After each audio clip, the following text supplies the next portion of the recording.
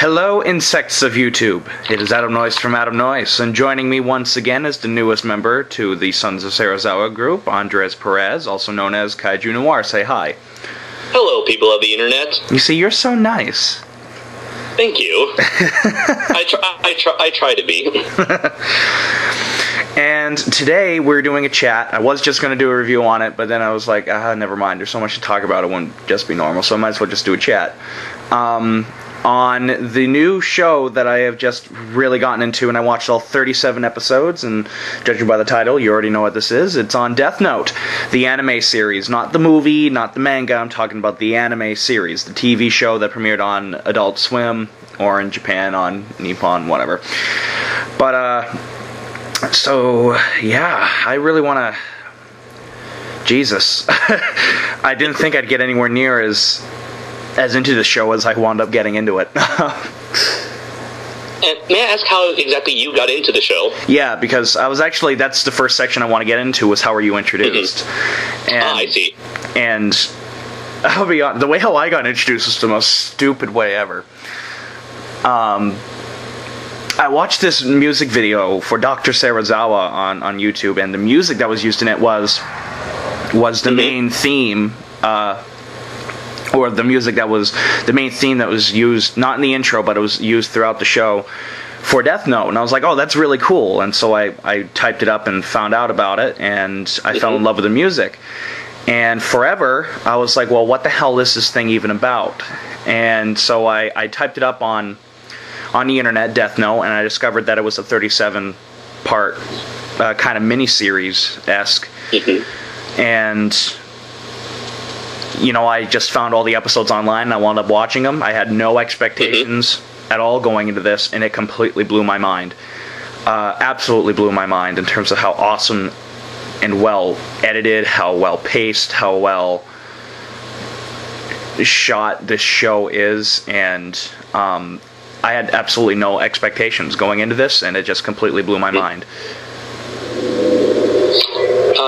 For me, I guess my sister was originally involved with the Death Note franchise. She was a big fan of the TV series, and she would always talk about it. And this happened like probably a couple of years ago when I was still in high school, and I was probably like a junior or sophomore back then. And she told me about it, and I was like, "Really? What's this Death Note about?" And she told me about the basic story, and she got me into it. And so eventually we both were collected the manga, all the manga volumes, and eventually I got her the DVD, the complete anime series for Christmas one year. And yeah, it definitely caught me by surprise at how well this series was. I really loved the story. I loved the universe, the world that the writers created, and I thought that, you know, from throughout all the mediums, the TV show, the manga, and the movies, they all translated so very well. And I guess as for the movies, my sister and I were able to catch them at a very limited release at like this one theater downtown. Lucky. Yeah. And again, I'm just here to talk about the show. I mean, I haven't seen the third. Right. I haven't seen the third Death Note movie, but I've seen the first two, directed by Shizuke Kaneko. And it's kind of surprising, considering that the third movie is about your favorite character. I know.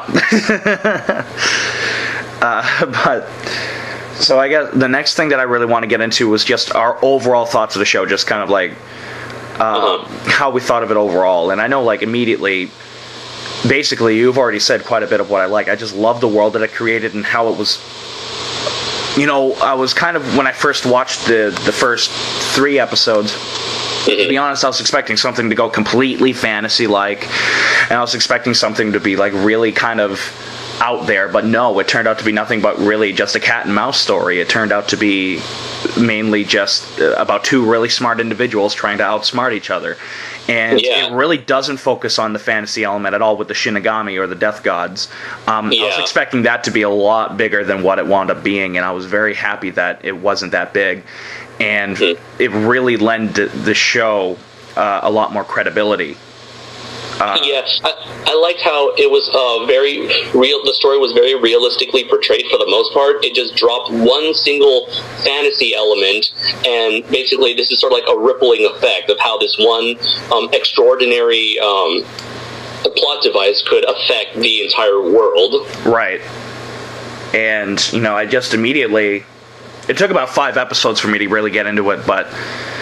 God, yeah, it really wasn't what I was winding up expecting, because just the opening on the first episode and everything like that, you'd expect it to be really fantasy-like. Even a lot of anime, because I'm not even into anime that much. But even a lot of anime focus on fantasy and stuff like that. And I was expecting this to do the same thing, and it wasn't. And I was completely blown away by it. I did want to ask you, is this the first anime-related video you've made for either of your channels? Oh, yeah. Yep. Okay, I'm curious to know of your anime your background in anime, and how, you know, of all this, you know, of any of these series, why is it that this one particular one caught your eye? Well, again, it really came down to the music, which I have a section on music on here, but the music's what caught my eye. But anime in general, I'll be honest, most people, when they first get into anime, they think of Hayao Miyazaki. And I'll be honest, Spirited Away was the first animated anime movie I've ever seen, and that completely blew my mind in terms of how great that was. But the movie that still holds the crown for the best anime I've ever seen is by far Akira, made in 1988. That movie is just so breathtakingly good. Yeah. But I haven't had that much exposure to anime. I have a lot of friends that are really into it. Like, they read the manga, they watch shows online all the time and stuff like that, and they're trying to get me into it. But sometimes I just think anime is done way over the top, which that kind of keeps me... It kind of keeps me out of it. Really. Yeah, it really does. It kind of keeps me out of it, because sometimes I've seen some anime where they focus on the visual style so much that they completely say fuck the story. And, you know, I don't like that. Yeah. I don't like that. Sorry, go ahead. No, go ahead. That was all I had to... Oh, okay. I was just going to say another thing that could turn people off from anime is that, you know, we've talked about this off mic, where because Japan produces a lot more animated shows than America, that they tend to repeat the same story beats and plot elements. Yeah, which that's another thing that the show Death Note has above all the other ones, is that the story is so fucking original and so creative that a lot of shows that I've seen, it really just blows a lot of the other anime stories out of the water. And also, just saying that I'm not really a big fan of anime, that's even saying it to a stretch, because I absolutely love how people are drawn in anime. It's my favorite type of animation style, if you get that, like in terms of how things look, in terms of the lighting, in terms of the shadows, and of course, everyone knows I'm also a big fan of Avatar: The Last Airbender, which is American A, but... I was definitely, I was exposed to anime back in like the mid-90s, when Toonami came out, and they had like Dragon Ball Z, Voltron, Speed Racer. Yeah, I never got into those when I was a kid. Right, of course, Pokemon, that was like a big thing. And I was like you know, you said you were a fan of the style of anime, and yeah, it was the style that I was definitely drawn to when I was a little kid. I was like, wow, what is this thing? Why is it so different from everything else I've seen before? Yeah. And, I forgot to mention, like, movies like Ghost in the Shell I absolutely love. That's so great. Yeah, especially the first one. The first Ghost in the Shell was beautiful, but... I've only seen that first movie. I haven't seen anything else from that franchise. Yeah, the first movie's the best one. But, you know, just in terms of, like, the expressions that they're able to get, they're able to do stuff that, you know, most other animators can't do. The other show that I think that was made in America that kind of came close to this was Batman the Original Series, but that doesn't even come close in terms of how much detail and how much effort was put into the animation. And something else that Death Note, I feel, holds above a lot of animated shows was this one didn't feel rushed at all. I didn't see one single shot in this entire thing where I felt like they just threw it in there really quickly because they needed a shot. I felt like everything in there was put into extreme detail. And something else that I felt like the show holds up above pretty much every cartoon ever made now is that this one felt like it was actually hand-drawn and not just thrown into a computer. Yeah, I definitely agree. I do have to. I like to point out the fact that this was the the original Death Note manga was published by Shonen Jump, and I was pretty surprised to learn about that, because considering how Shonen Jump, that's the manga magazine where Dragon Ball Z, Naruto, Bleach, and animes, like very action-oriented animes like that came from. So yeah, again, really surprised to see such a very detective style of storytelling coming from this magazine known for over-the-top, high adrenaline action. And there really is none of that in the show or in the manga. There's actually very little action in the show. And to me, this just proves, sorry Gorazard, but this just proves to me that a movie doesn't need to have action in it to make it interesting. That a movie can easily just be well written and it's good, you know. Yeah, I feel like as long as you have compelling characters with a well-defined source of conflict, you're able to, you know, have provide an adequate, an engaging story. Right. So you have anything else to say about your overall thoughts of the show, or? No, other than that is, you can tell that it's a lot of effort was put into this series, and that I highly recommend to pretty much anyone who is a fan of Cat and Mouse stories. Yeah, and I've also heard this quite a bit, is that if you're not into anime and you want to know where to start, this would be a great place to start. Yeah, I'd say so. I mean, it's nothing over the top like anime, like what most animes are known for. I definitely put this up there with a bunch of other stuff that people would say would recommend. Right. Like Cowboy Bebop is another show that everyone brings up when it comes to anime. You want to start off with, which is another show I have to get into, but because I need to check it out. But God, such a good show. Such a surprisingly good show. I always kept saying when I was first watching it, like, this is going to be my last episode 10 episodes ago. You know? I just kept watching it before I knew it was like 3 in the morning. So did you saw the whole series in one day, or like over the course of 2 days? It was over the course of like a week. Because some days I couldn't watch it just because I was so busy. And then, you know, and it was a really surprising experience for me, because I really wasn't expecting anything going into this except for loving the music, and I came out saying that this is one of the best shows I've ever seen. So without further ado, let's get into the characters, and I've listed quite a few of the characters down, because even if you don't know their names, you definitely remember them from the show, which is very rare for anything. But immediately, let's talk about the first character you're introduced to. Let's talk about Light. That no good, dirty, sadistic, insert tons of stupid insults here, and that's pretty much describes my opinion on Light in a nutshell. For me, I wouldn't go so far as to describe him the way you did. I feel like he's a bit of a tragic character, where he was a character that had so much potential, and he had such good intentions at the beginning. But you know what? By the time we've had that 4-year time skip, he has that absolute power has completely corrupted him. Yeah, and I'm not saying he's not a good character. He is a good character, but I've never ever really. No, go ahead. I was just going to say, it seems like you're describing him as like an absolutely despicable person, while here I see him as more of a sympathetic and tragic one. I do find him an absolutely despicable person, but that doesn't mean I hate him. Because I love villains. I love me a good villain, and he's definitely a really good villain. Because something that he has that a lot of people, or that a lot of villains miss now, is that he's not looking to take over the world. He's looking to make the world what he thinks is a better place. And that's what makes his character throughout the entire thing so interesting. And I mean, really, when he didn't have the Death Note, I liked him. He really was a good character. I mean, he was a good guy. He wanted to help Elle. He wanted to... Oh, yeah, spoiler alert, you guys.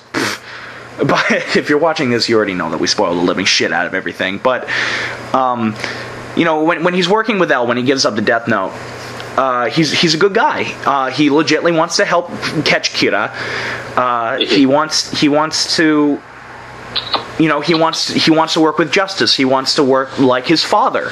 He wants to be like his father, except maybe a little less dedicated, because he really does miss his father, which is something that the show has that really kind of harps on, is that his father is a workaholic, which I can kind of sympathize with, but because that's exactly what my father is. But and then once he gets the book back, he suddenly becomes that completely evil, despicable character once again, and just everything that you started feeling, or that I started feeling for him, saying that this is a good character, he could redeem himself, suddenly is thrown out the window when he gets a hold of that fucking book.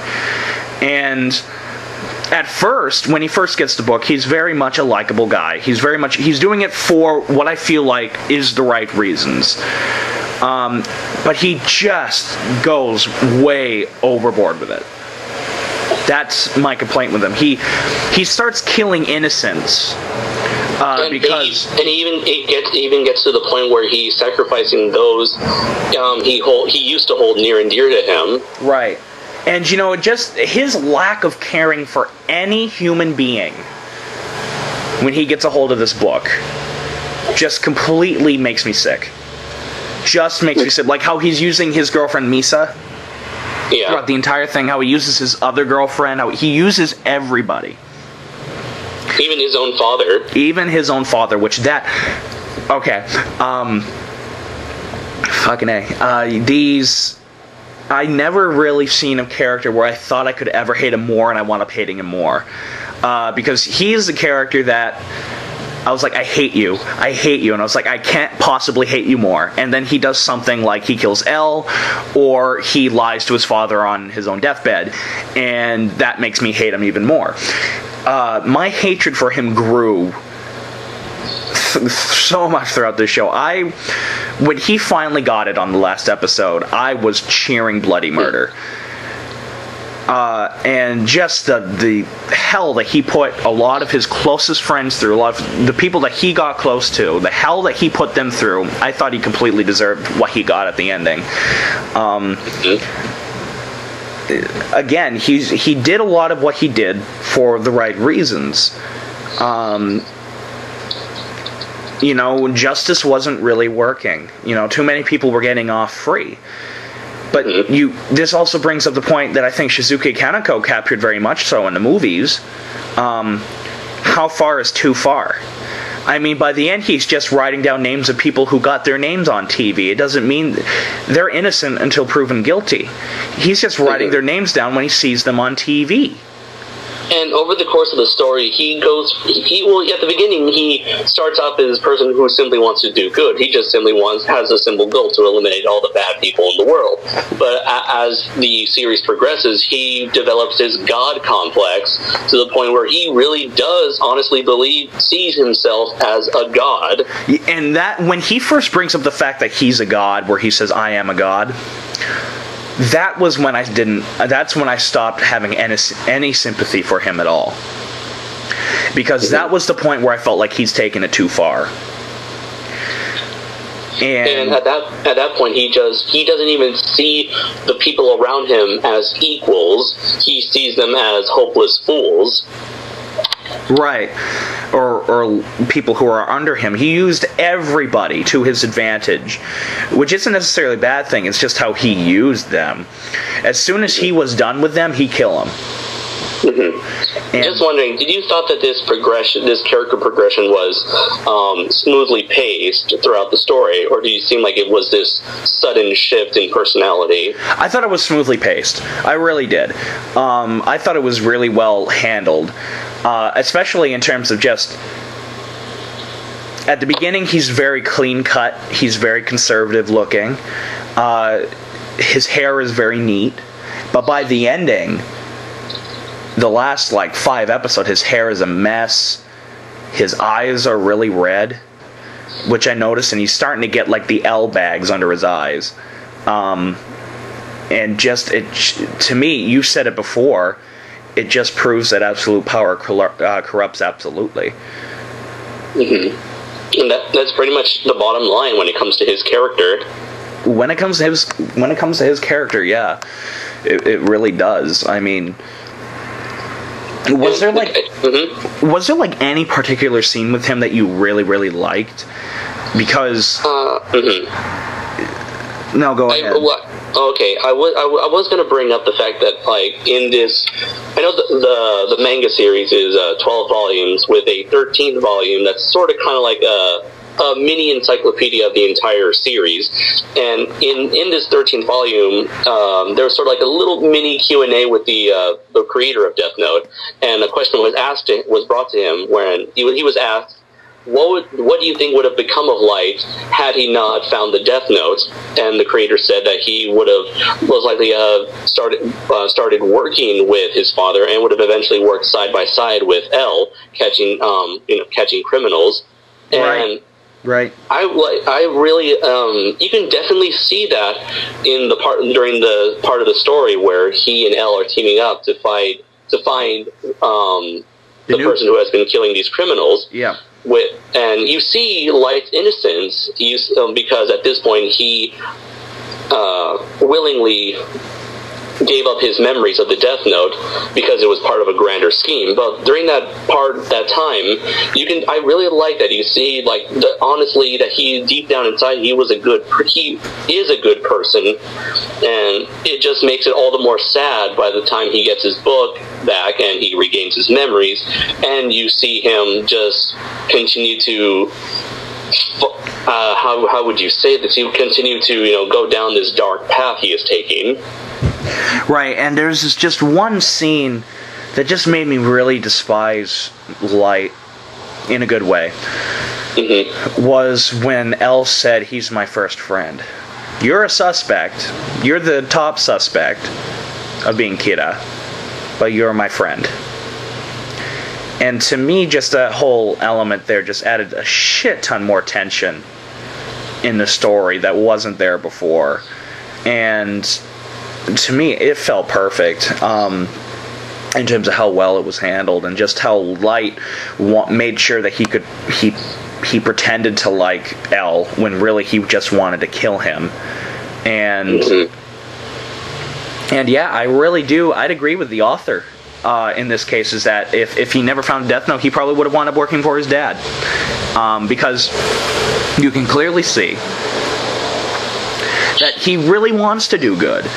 He wants to catch Kira. He wants there to be justice, but he wants there to be the right way.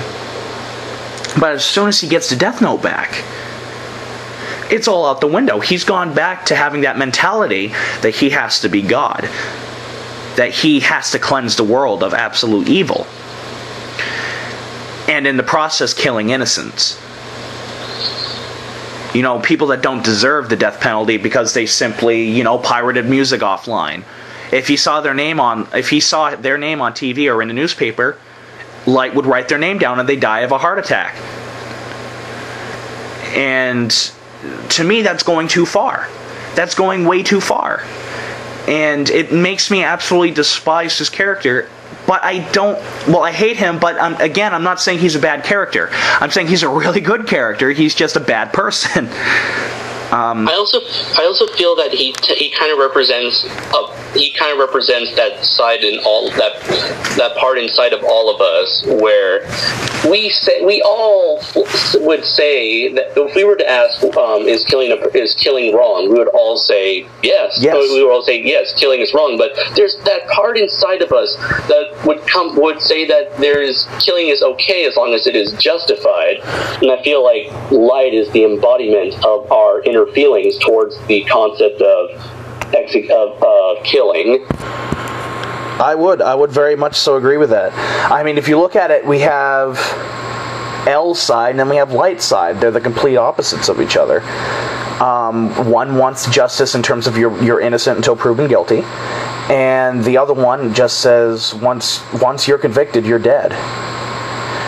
very much black and white, cut and dry, while the other one is very much, there's a gray area. That's what makes it so careful. And to be honest, both sides have their points. I can see why Light is doing what he's doing. I can also see why L is doing what he's doing. Which, to me, that's what makes Light so interesting as a character, is because he's not just a villain that wants to take over the world, of course, but, you know, he's got a justified reason. He has an extremely justified reason, if you agree with it or not. You understand why he's doing what he's doing. Indeed. And that's what captivated me about Light throughout the show. That's what kept me watching him.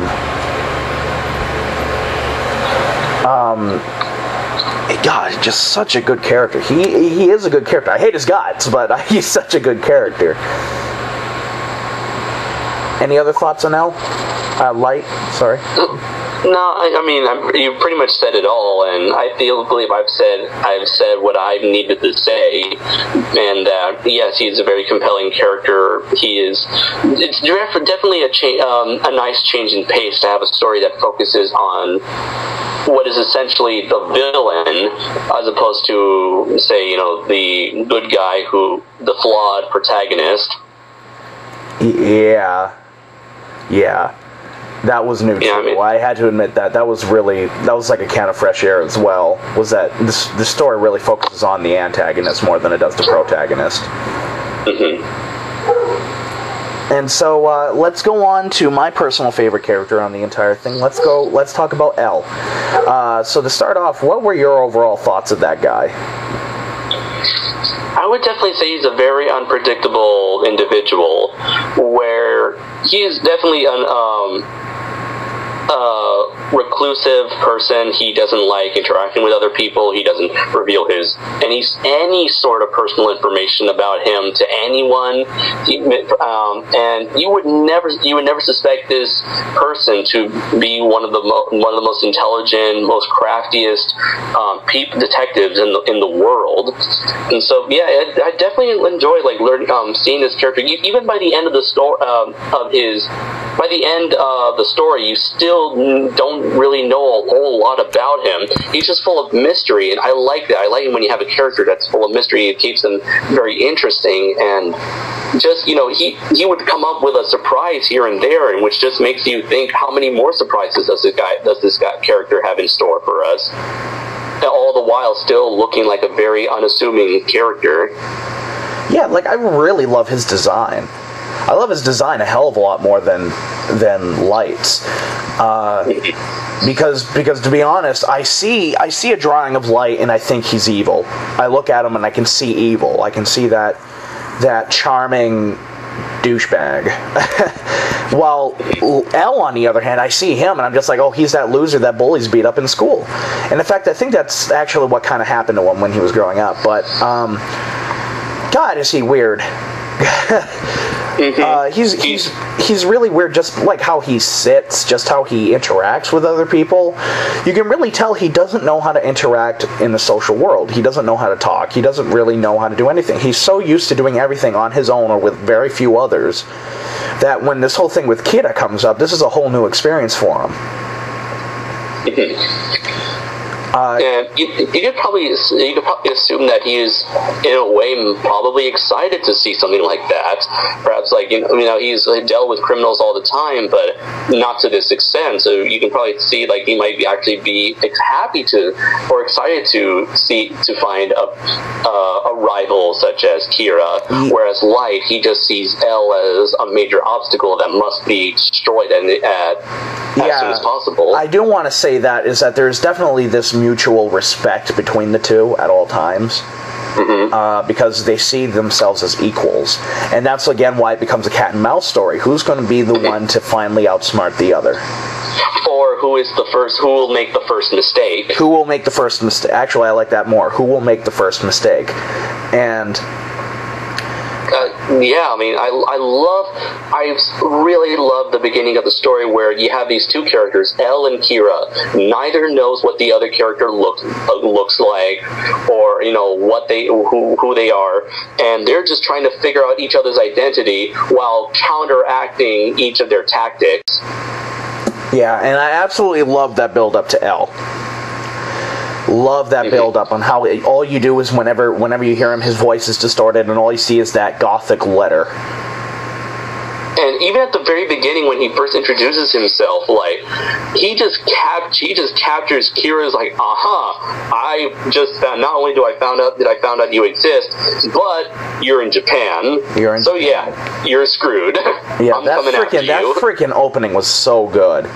In terms of yeah, he fakes releasing his identity, and Light kills him, and then all of a sudden that letter pops up and he said, that was a complete fake, we just kind of found you.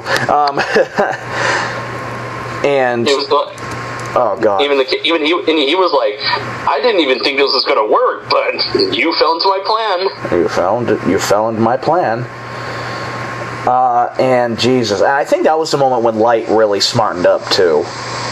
Mm-hmm. But and realized that he wasn't just dealing with a normal detective. Mm-hmm. But God, I just absolutely love Elle. I think he's smart. He's probably the funniest character other than Matsuda.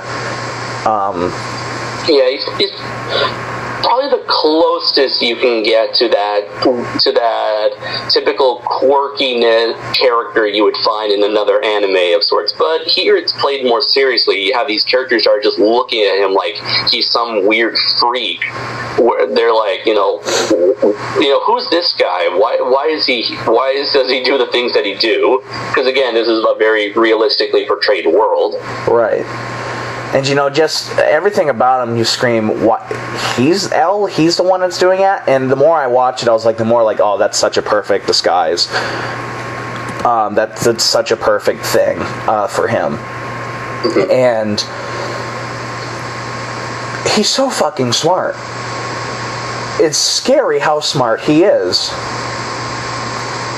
To be honest, I think he is smarter than Light, but I think Elle is smarter than Light in the sense that if he sees data, he can interpret it and use it to his advantage.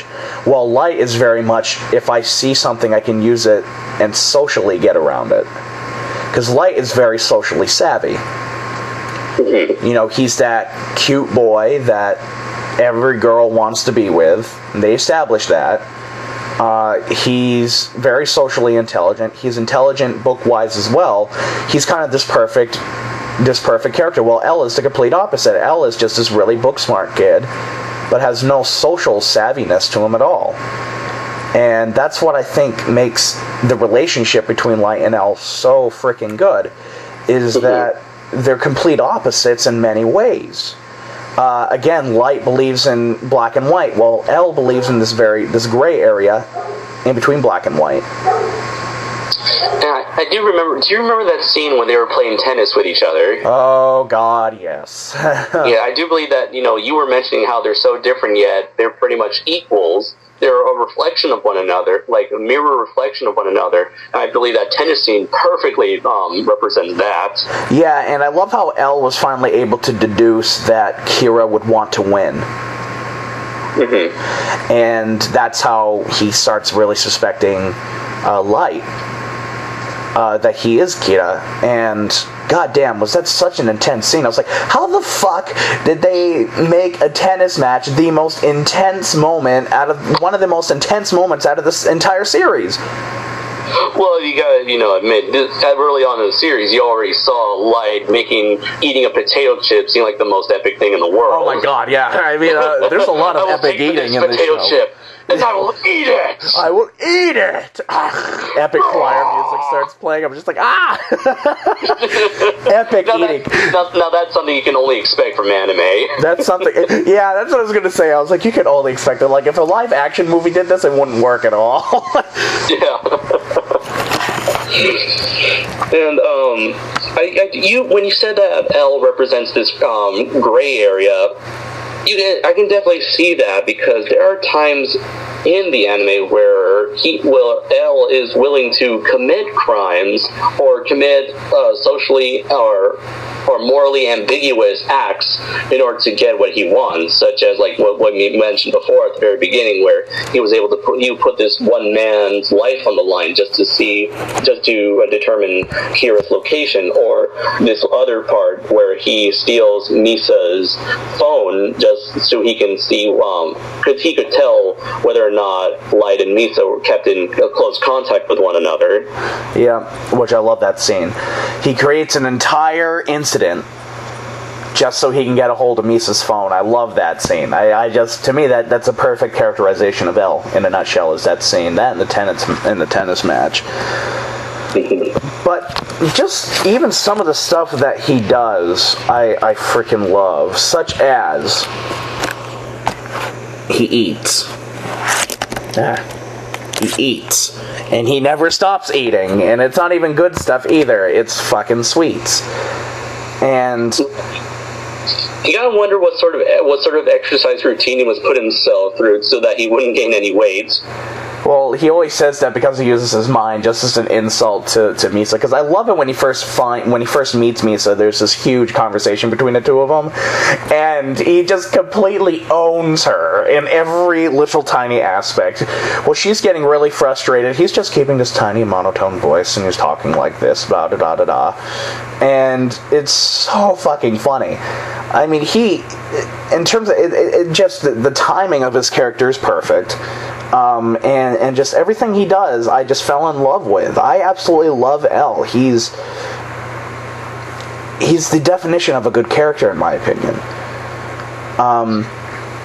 The only gray area with him that I can really see is that, yes, he is willing to do things that are illegal to get what he needs, to get the resources that he needs. But then again, you also look at him, and he's also not a member of the police. He's not a member of any organization. He is L. He's not responsible to any nation.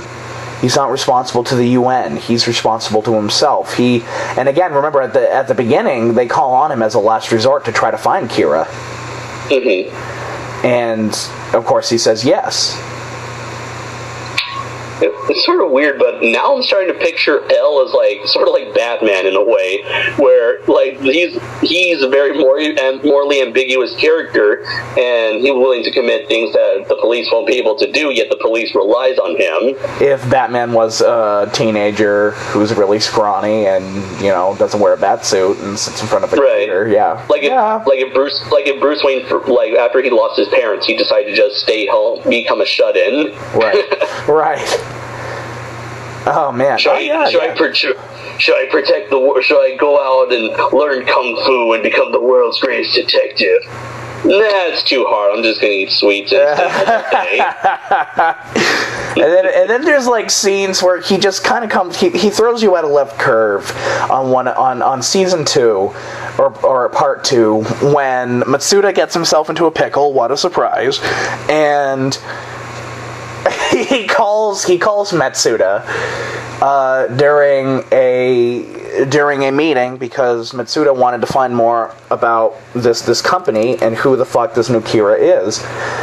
And he goes in there and he gets himself in trouble, and he calls Matsuda and starts acting like a drunk. He's like, "Yo, Matsuda, what's going on, man?" And he pulls you at a left curve, and it shows you that he has a lot of tricks up his sleeve. In terms of finding information. He can totally pretend to be somebody other than what he really is. And I love that. I fucking love that. I love that so much about him. Yeah. I mean, if there's any scene that L is in, what would it be for you that pretty much captures his character in a nutshell? Let's see. That would be pretty hard.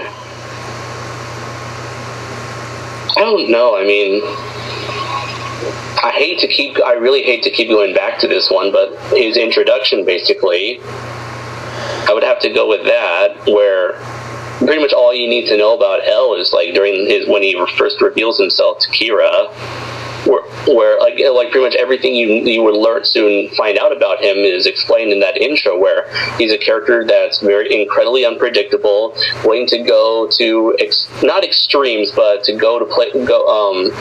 to go so far to the point he was willing to go to places where other people aren't willing to go to, and that in the end he definitely has a strong sense of the current or his current justice system.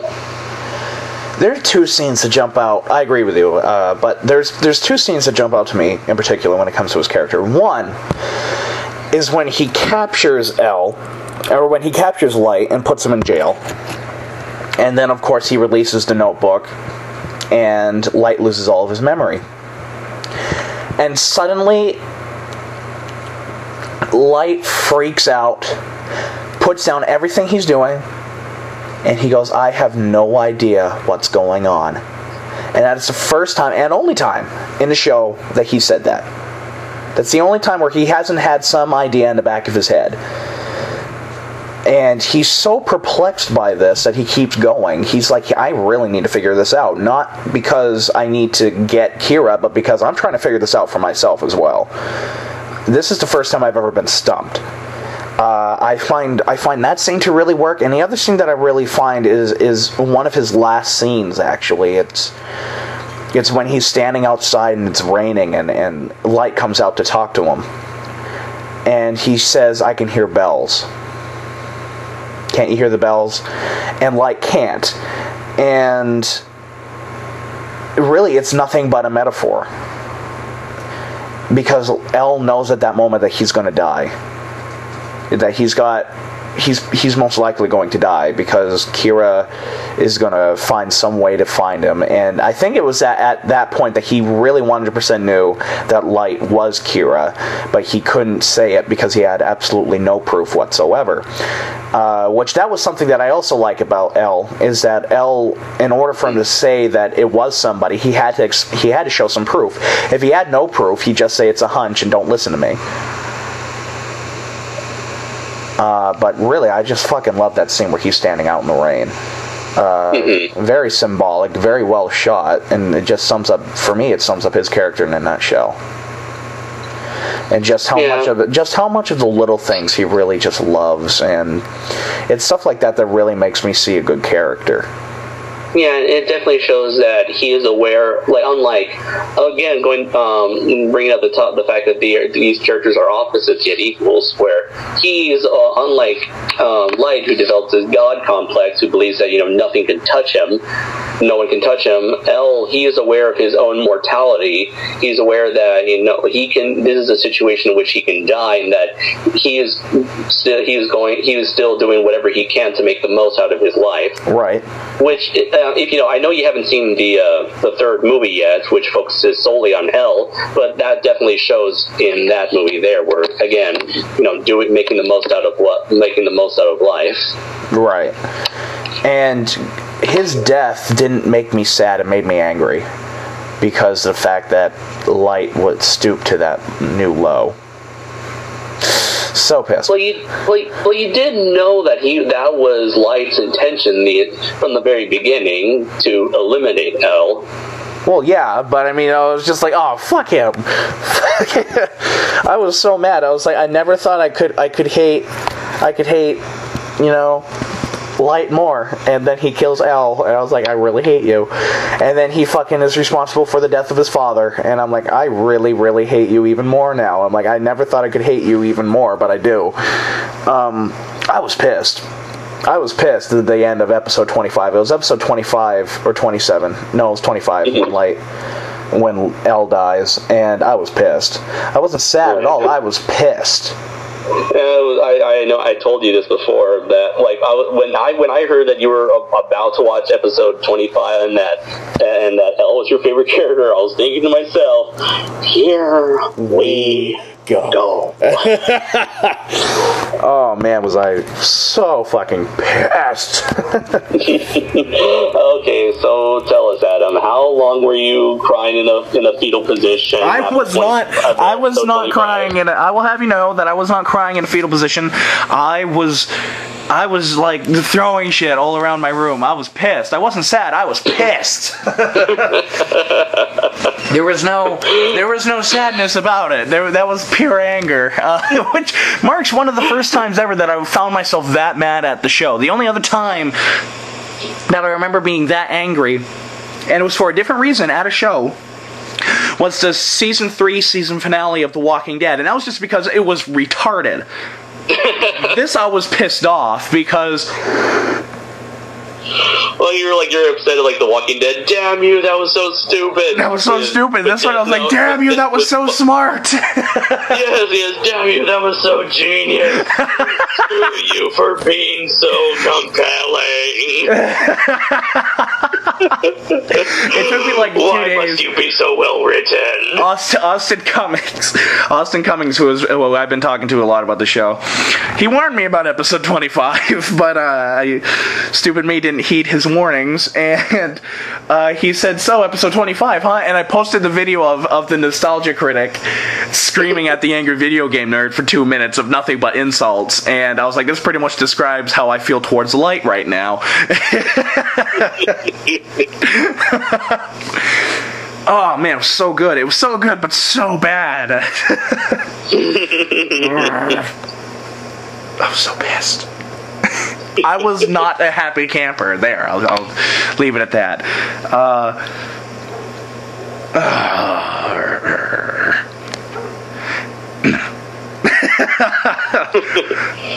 I was mad. I was mad. I wasn't happy. The next day at school, my friend Tristan comes running up to me. He's like, you watched episode 25, didn't you? And I said, what was your first guess?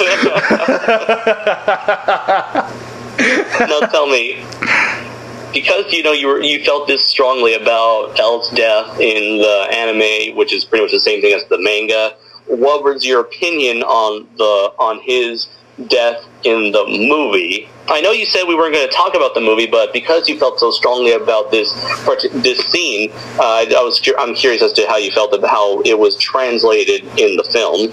Well, in the film, I found it less fulfilling. It felt like an afterthought, to be honest. In the movie, well, Light's death in the movie was extremely well drawn out and extremely good.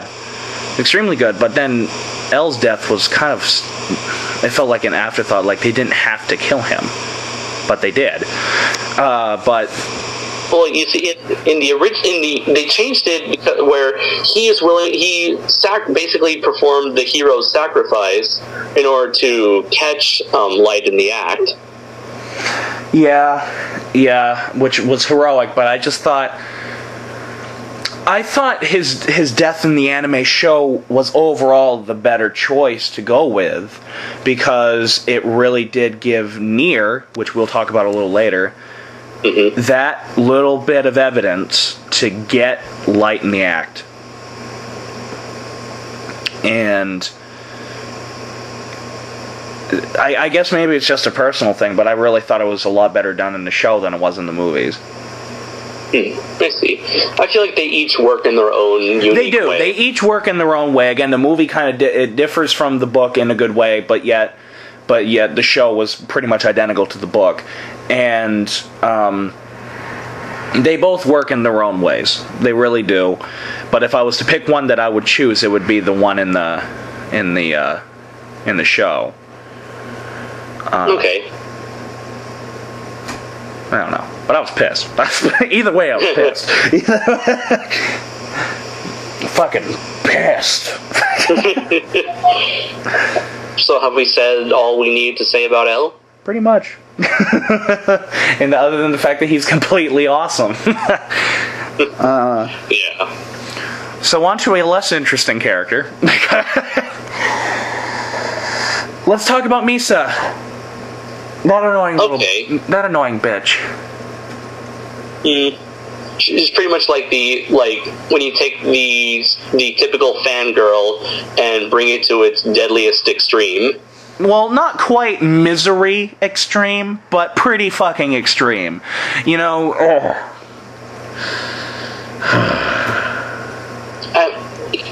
I really don't have, to be honest, I really don't have that much to say about Misa. I mean, she's just a character who blindly follows Light Because Light was the person that apparently saved her. Or not saved her, got the killer that killed her parents. That Kira was the one that killed them. And so she's like both gratified and she feels like she's in debt to Kira. Yeah, and then she completely falls in love with Light. And I can tell when Light doesn't have the book that he was starting to develop feelings for her too. But I never got the feeling about that. I feel like, from the very beginning, he just used her as a tool. I think Misa knew this, and that she was just happy enough to be involved. Yeah, and I also like the fact that she did what Light didn't want to do, and she got the Death God eyes. She's the one that she got the Death God eyes so she can look at your face and see your name, and therefore she can write it down. That's how she killed quite a few of the cops during episode 11, which is my favorite episode, but where they're storming the TV station. But she was willing to do what Light wasn't willing to do at the time. And I think Light, when he had the book, wanted to use that to her advantage. But God, Light just treated her like shit. Like fucking shit. And the fact that she let him do that just makes me not really like her either. But I do want to say this, that I know you said you watched the show dubbed, correct? Right. Okay, I watched it in Japanese with English subtitles. Her voice in the American version isn't anywhere near as good as it is the Japanese one. The Japanese one just shows you how dumb she is in a nutshell. As soon as she opens her goddamn mouth, you can tell immediately that she's nothing but a complete airhead. Yeah. Well, I feel like that kind of, in a way, reflects her own personality, where she does appear to give off this demeanor that she is a ditzy airhead. But there are times in the story where she does come up with a few strategies here and there that are, impressive. But they were all laid out by Light previously, though. That was the difference that I found between the two, was that they were all laid out by Light in the long run, and she just followed his orders pretty much blindly. Again, not too much to say about Misa, other than the fact that everyone goes gaga over her. It's kind of funny. You'd think that, I don't know, maybe it's because I'm thinking of the way how our culture treats our celebrities, but, I would have thought that there would be, more commotion wherever she walked, and that would provide some, they could have used that to their advantage. Maybe. I never thought of that. I mean, it probably would have been more realistic if they did that. But she does appear to be very well known throughout Japan. Yeah, she does. Or she's basically an up-and-coming star. That's what I got out of it. So she's in terms of popularity, she's sort of like Ellen Page sort of actress, or that level of stardom, or maybe if we were to compare to someone today, like Elizabeth Olsen, perhaps. Yeah. This young up-and-coming star. Yeah, that's what I really got out of her, but she just falls so in love with Kira and Light that she just blindly follows them. And, that was the one thing that I actually kind of liked about her, was that, I liked, and that gave her character, was that she was just so willing to do whatever Light told her to do. But again, I don't really have much to say about her. I also, whenever I think of Misa, I also get a very, I always see compared her to Harley Quinn, who is the Joker's girlfriend. I have seen that comparison before. I have really seen that comparison before, and you know what? I completely agree with it. Yeah, I mean, she just blindly follows, Harley Quinn blindly follows the Joker out of this insane amount of love and dedication for him, despite the fact that, depending on which incarnation you follow, the Joker does not love her back, just uses her as a tool. Yep. Of, a means to an end. And that's exactly how Light treats Misa. Right, but I feel like I would definitely prefer Harley Quinn over Misa, because Harley Quinn has more of a personality. She definitely can do stuff on her own without the Joker. I can definitely choose Harley Quinn over Misa any day, but yeah, I see where that comparison came from. I've actually seen people literally write like essays on comparing those two characters online, and I was like, oh yeah, they're actually surprisingly similar. But I would definitely consider Misa the Japanese anime Harley Quinn. Yeah, in a nutshell. But again, I don't have that much to say about her other than she was kind of annoying. She didn't annoy me like I thought she was going to, but she wasn't my favorite. Yeah. Oh, onto one that either you love or you hate. Which you said you're indifferent to, but I absolutely love this character. We're going to talk about N now, Nier. Okay. What are your thoughts of Nier? It's kind of hard to say because, well, I know I said this with Misa, but apparently I did have quite a bit to say about Misa. With Nier, I just felt him to be more of a clone of L, where, like, that's not as interesting, where he's another socially awkward character who is extremely smart, and only difference here is that he has a rival in the form of Mello, and that he's into toys as opposed to sweets. What I liked about Nier, and just immediately what jumped up to him, he was willing to do what L wasn't. If he had a hunch that someone was Kira, he just said it. He said, go after this person. He was willing to do stuff that L wasn't willing to do, which is, for me, what made him kind of badass. And the fact that he's so young kind of makes it disturbing. But I really like Nier. I really do. I found him to be a good companion to L. And what I like about him is that he openly states, I'm not L. He openly states several times, he's like, I am nowhere near as good as L. The only reason why I was able to outsmart you, Light, was because of Mello. If it wasn't for the fact that Mello couldn't have cracked his case on your own, I could not have cracked his case on my own. But because we worked together, we did.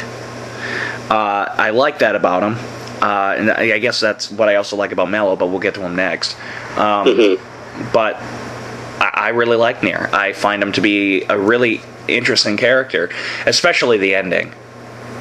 Oh, that ending when he totally owns Light on every little tiny aspect of that mission. So fulfilling. And you can tell he does. You definitely see that gratification on his face. I was so happy. I was like, yes, finally somebody owned Light. And even though I only made a passing remark on that, on the whole rivalry between Mello and Nier. I like that you brought up that they wouldn't have been able to caught Light if it weren't for those two. Yeah, and Nier openly says that at the ending. He said if it wasn't for the fact that Mello died, and that your sidekick there wrote his name in the book, I would have never caught you. We would have all been dead right now. And so you can see that despite the rivalry, there is some gratitude there between the two of them. Well, at least between one of them, because the other is not there anymore. Well, right. I guess we might as well talk about Mello at the same time, because they really go hand in hand a lot more than most of the other characters. I mean, I really like Nier a lot more than Mello, because Mello just seemed to be more the balls to the wall, let's eat chocolate kind of character that, to be honest, the first time I saw him, I thought it was a girl. Yeah, that happens a lot when it comes to this medium. Yep, I can tell. I was like, is that a girl? Or because all of a sudden I hear this guy talking, I'm like, who the fuck is talking? Oh my god, that's a guy? But even then, I got past it pretty quick, because I was just like, oh yeah, I betcha, I think that's just the style. But, God, I really enjoyed the rivalry between Nier and Mello. I really did. Yeah, I like how Mello's a much more emotional character. He definitely lets his every now and then gets his anger get the best of him in some ways. Yeah. Which is probably why he is so jealous towards Nier, in that he is able to keep his calm and cool demeanor most of the time. Yeah, and they were both helping each other out without realizing it, too. That's what I like, too, is that really they were just basically two sides of the same coin. Yeah. You know what I mean by that? Because they were both smart. It was just Mello got really emotionally involved, while Nier didn't. Nier was he kept himself away from it. Yeah, and he actually got involved with the mafia, right, Mello? Yes. Yeah. Yeah, he was able to go to further detach those two. Mello was able to get involved in the middle of the crime syndicate of Japan. Yeah, and also just to explain Nier, what I feel about Nier in a nutshell is that when their place is getting stormed in Japan by the Kira supporters, and they use the chaos when they release the money, which I thought was one of the smartest scenes in the entire movie, or in the entire series. I just absolutely love how Nier was able to create all of these things on the spot. Nier was smart in ways that neither Mello or L were. Nier, I felt like, again, I don't know how many times I can really say this, but I just felt like Nier was willing to do the stuff that L was not. Yeah. Because he so emotionally got uninvolved. Like, if he had to kill one of his people... Like, what I got with L was that when L killed one of his own people, he felt bad for that person. Even though they volunteered. He felt bad for that person. Mello didn't. Mello was like, yeah, they died, whatever. On to the next person. And that's how I felt with Nier that with L Nier. didn't have. And, yeah. Yeah, I'm glad you brought that up, because I remember the scene with because Mello, he had his right hand man, Matt, and during that part, that near the very end where Matt died, you can tell with Mello, he was very sad about that. He actually, he felt very regretful that he lost, this person that he considered a friend. Yeah. Yeah, and I was like, if that was Nier in that situation, Nier wouldn't have even blinked an eye. Nier would have just kept on going, while Mello stopped and was bawling his eyes out. He was very emotionally upset when Matt died, and again, that's why I think they're two sides of the same coin when it comes to the two characters. Yeah. I mean, that's what really makes the second half of Death Note pretty compelling, is when you have these two characters both not only going after Kira but after each other as well. Right. Makes an very interesting three-way battle. Yeah. Yeah, I really like that. And there was a level of jealousy between the two that I found as well. And I even got that with Nier. I felt that Nier was a little jealous that Mello was actually able to get emotionally involved while he couldn't.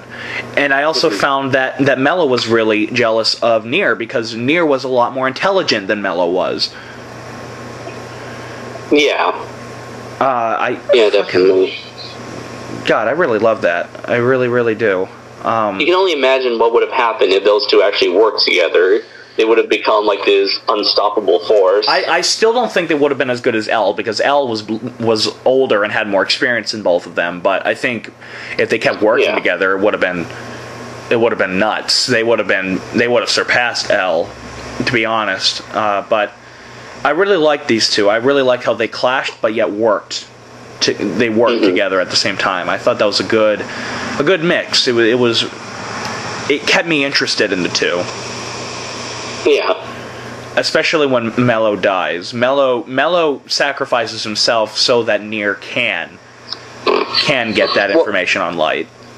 Well, I don't think he sacrificed himself, more and so that he was killed, and his death allowed Nier to get the information he needed. Actually, yeah, I think you're right. That's what I meant. I guess it really sounded like he sacrificed himself. Yeah, okay, I can see. Yeah, that's really what I meant. He captured Light's ex-girlfriend who was working alongside him, and in hopes of, I forgot what he was trying to accomplish by kidnapping her, but she was able to get the upper hand on him. Yes. And then Light's right-hand man got the upper hand on her. Yeah, and then, shit hit the fan. And, I just really like the two of them. Were they my favorites? No. They could have been done better. They could have been done better. There could have been a lot more done to those two to make them more interesting. But I thought what we got was pretty satisfying. For me, it was satisfying. Well, I do have to wonder what is up with these characters. I just have to ask, what is up with a lot of these characters having these unique quirks, where you have one who's obsessed with sweets, one who is obsessed with toys, one who's obsessed with chocolates? I don't know. And to be honest, I didn't want to go into it because I could think of a lot of disturbing things. But oh, no. Oh, dear God. Well, it is anime. And anime is notorious for being disturbing. So. Or quirky. But I'm not going to get into that. Okay, yeah. They're just little details just thrown in there just to make them stick out more, I guess. Yeah, I guess. I guess that's what they're going for. I mean, I've read an awful lot of interesting details on it that I wish I never fucking read. But,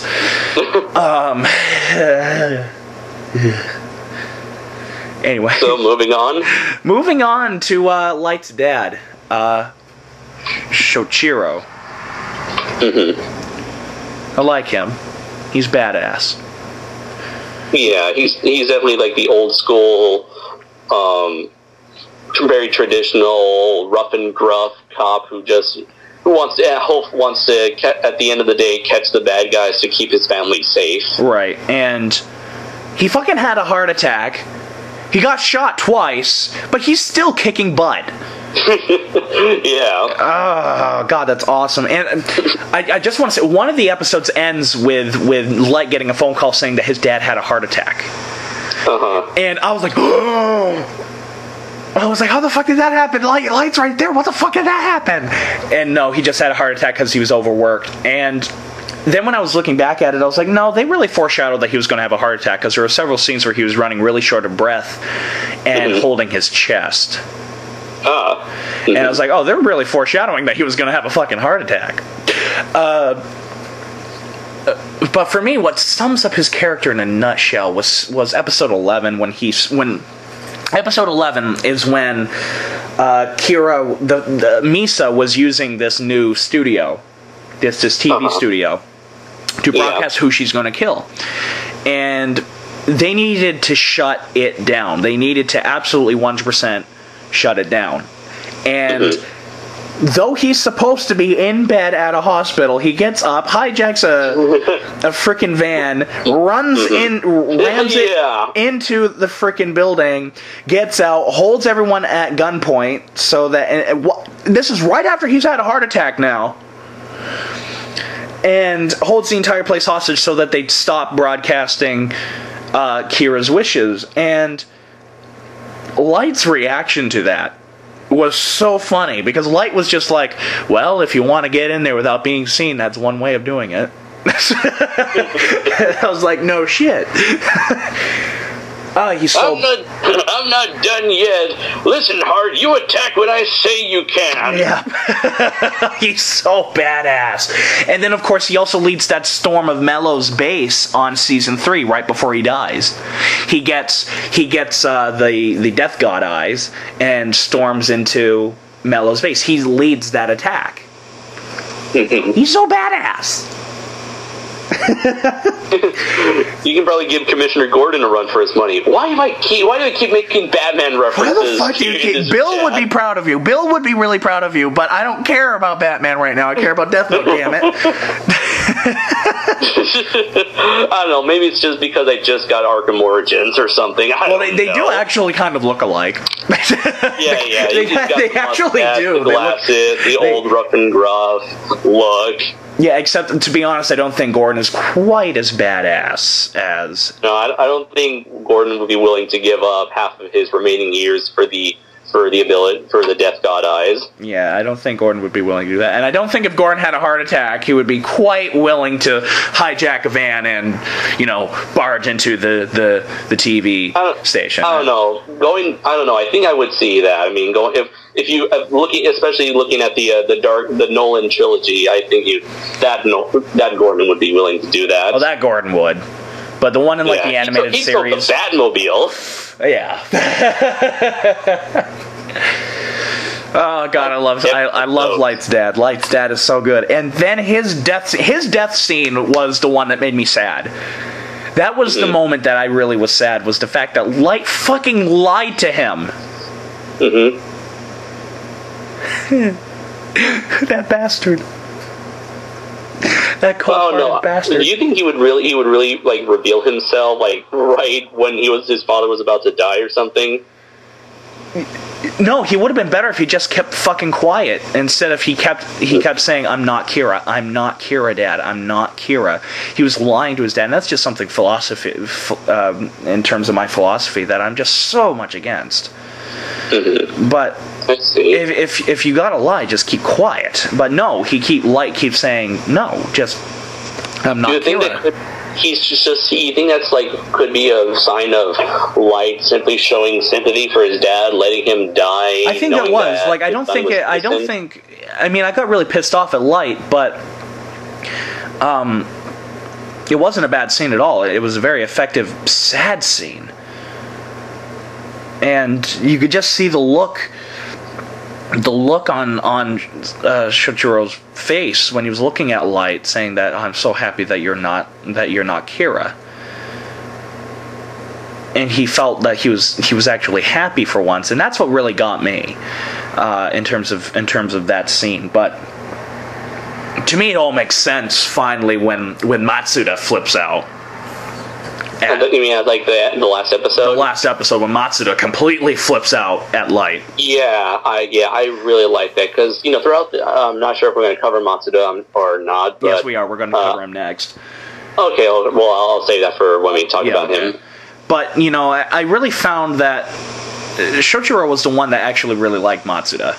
He saw a lot of potential in Matsuda. There was very much kind of like a rookie cop, old cop kind of relationship there. You know what I'm saying? And I thought it worked. It worked really well. Normally, I hate those kind of relationships, but this one, it actually surprisingly worked pretty well. At least it's better than that kind of relationship where it's, you're a loose cannon and I did not approve of your methods. You're a loose cannon and I'm a guy dressed up as a sun bear.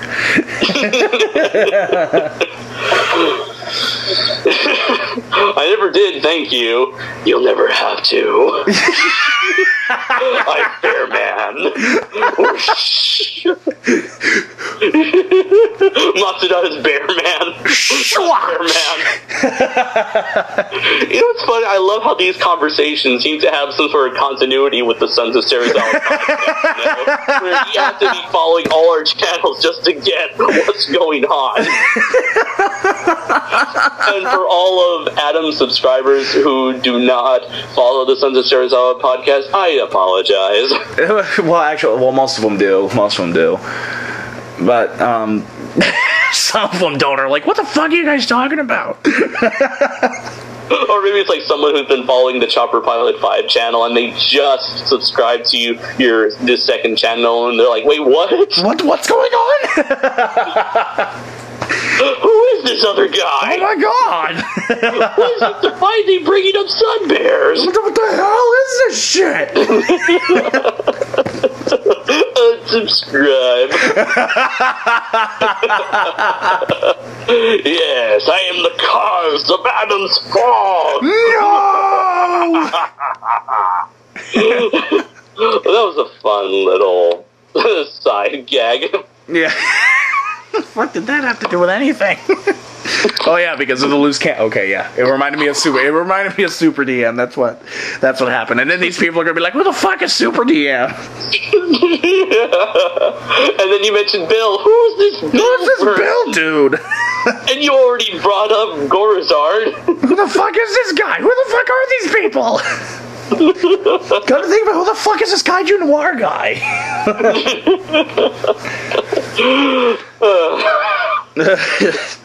Yes, this chat just got a whole lot of interesting people. Yep, it did. Do you have anything else to say about Light's dad other than the fact that he's completely badass and awesome? No, there's nothing like you always do. You always say like exactly what I am thinking, and yeah, he is a great character. Very sad knowing that when you, the viewer of the audience, knows that his own, the person that he's trying to capture is his own son, which is incredibly sad, and knowing that he never, you can only imagine what would have happened had he found out.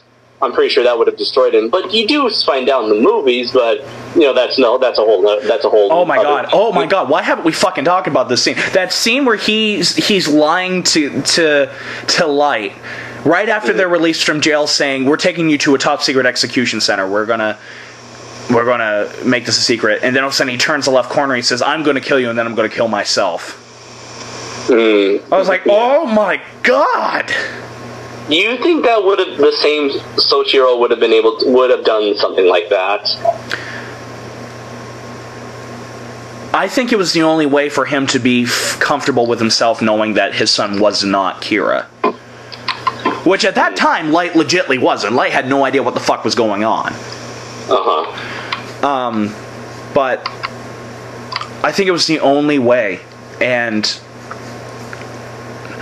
to me it just showed me what lengths Light's dad was going to go to in order to prove that his son was innocent. Yeah. And then at the very last scene where he's just, with his daughter, the daughter doesn't, Light's sister doesn't know anything about, the death note or anything like that, but you just tell by, his father, he's just completely devastated when it is, he knows, everything at that point now. Yeah, right, and it really is sad. It really, and his death scene is extremely tragic, and in my opinion, it's the saddest scene on the show. And not so much because he's dying, it's just because a part of me finds it to be the saddest scene because he's getting away with Light's getting away with murder, and then afterwards, it's also sad because that's the only time you ever see Light legitly cry. You know what I'm saying? It's the only time where you actually see Light giving two shits about some other person.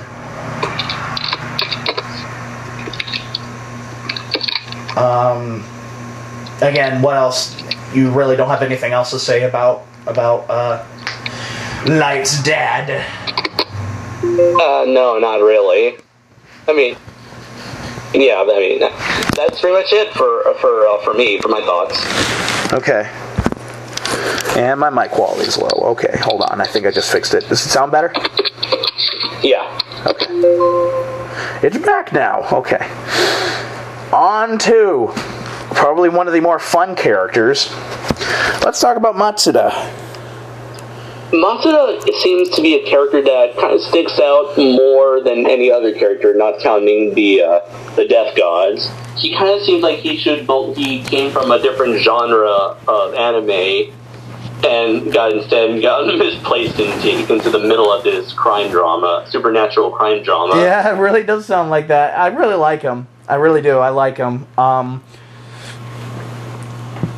Yeah, so do I. He's definitely more, he's got kind of like the rookie, innocent, wet behind the ears sort of guy who believes. He's like incredibly trusting of the people he works with. Yeah. Yeah, which makes that whole scene with his showdown between him and Light even more intense. Definitely. And I like how throughout the series, he's kind of like the joke character, the comic relief.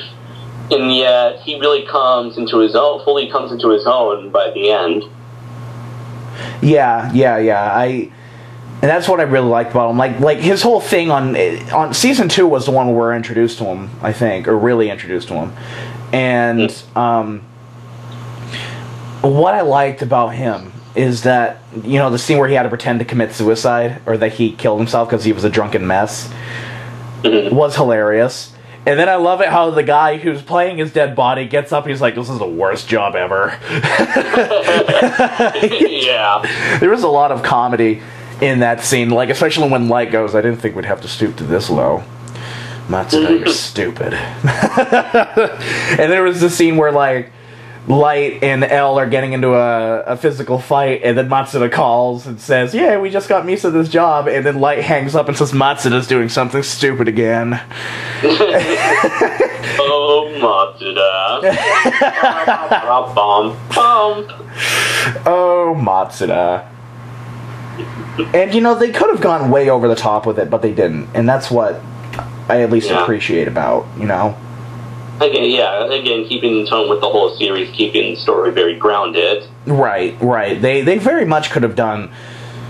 They could have gone way over the fucking top with Who's Your McFuckit, but they didn't. To me, they struck a good balance between Matsuda being a real serious cop who legitimately wants to do a good job, and he actually is doing somewhat of a decent job, to a lighthearted, completely goofy character, and they struck a good balance. I don't know if he's any different in the manga or not, but no, it's like what I really like is that the anime pretty much fully keeps everything in the anime pretty much fully keeps everything intact from the manga. Oh, that's it's only good. Like during like a few that ending and maybe a few scenes here and there where it's like slightly different, but it produces the same results. Okay. Yeah, mostly towards the ending, which, you know, I'm pretty sure you already know by now. Oh yeah. And let me tell you, it was so fulfilling that Matsuda was the one that pulls the trigger on Light. It really was fulfilling, because I was like, if it was anybody else, I still would have felt like it was fulfilling, but the fact that they made it Matsuda, the one who was really close to his dad, I thought it was perfect. And you could just see how upset he was that Light did that. When he's saying, you killed your father, you led your father to your death, and you don't care. Like, what was all this for? Was it all for nothing? Yeah. Is that what you really think of your dad? Just a fool? And Light comes out and says in the end, yeah. Light does actually say that. And he almost killed Light. Yeah. He almost does one for the fact that the other two cops, Shunichi... Held him back. Yeah. Shunichi and Kanzo hold him back. And it really is... I'm really sorry if I'm having a bad time pronouncing these names. Again, I had to read them, not listen to them, but... but... You know, to me, it was so fulfilling that Matsuda was the one to do it. Yeah, and again, like, it's very satisfying. You have the one character who is compared to the others, he's the biggest joke and not the least experienced, yet he's the one that eventually acts, thanks to his unpredictability. Right. And, you know, that's something else that I really want to say, is that a lot of the people that work with L, or worked with the Anti-Cura thing, or the Anti-Cura League, or whatever the fuck it was called, they all have their own personalities, which I thought was really good. Yeah. Although I do have to say that because it's been a while since I've read through the whole series or watched the whole series, I can't remember enough to talk about the other people within that task force as I can with the main cast. Okay. Because I'm going to talk about two of them next that I like, that stuck out. But if you have nothing really to say about them, I mean, I can talk about them a little bit. The floor is yours. Yeah. But, I goddamn, I just really like Matsuda. I think Matsuda's a really good guy. Mm-hmm. He's a good cop done right. Oh, yeah, definitely. Anything else to say about Matsuda? Like a favorite scene with him, or... other than, I do like to point out that it seems like, because I did mention before, like, had Light not received the Death Note, he would have become, most likely, he would definitely have become, like, he would have definitely worked side by side with his father, and would have teamed up with L. I feel like Matsuda has sort of like become sort of like a surrogate son to Light's father in a way. Yeah. Okay, yeah, I really see that. Yeah, that's kind of how I wanted to explain the relationship there. He's kind of like you could see him sort of becoming what Light would have become. Could have become, should have become, but didn't. Yeah, I totally see that. Yeah, that was the last thing I wanted to bring up. Okay. So on to Shunichi, also known as that Japanese guy with an afro. That's exactly how I remembered him, was that he had an afro. He was the one that talks to Nier, or he's the one that really gets suspicious of Light, and he's the one that talks to Nier, who gets in contact with Nier about Light.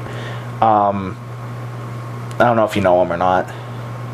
I do faintly remember that. I liked him because he did some sort of trick with a notepad, right? Trying to find some pencil markings. Yes. Yeah.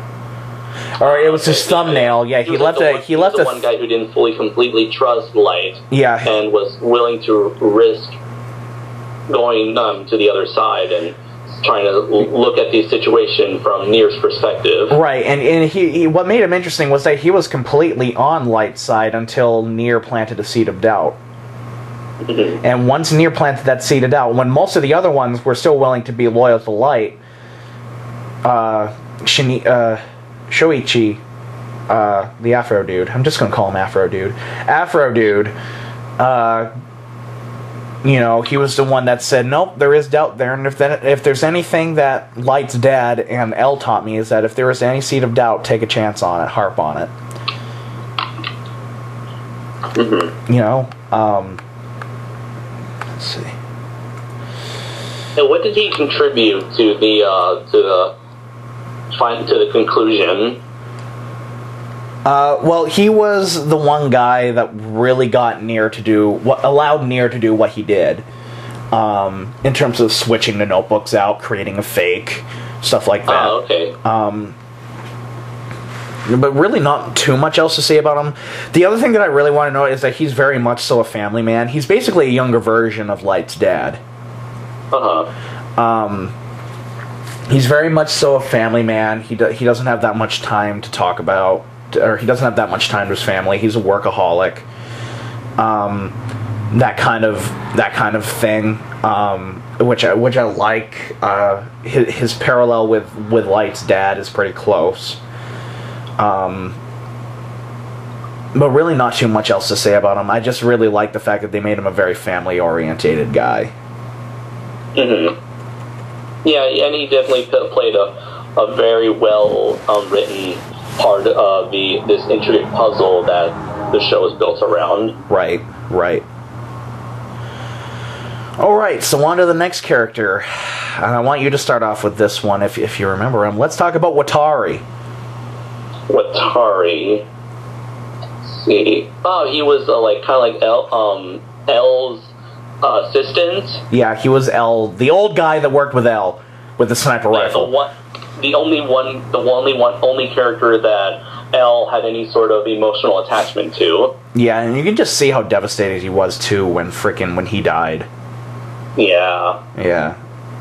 He cleared all the frickin' memory banks on the computer like L ordered him to.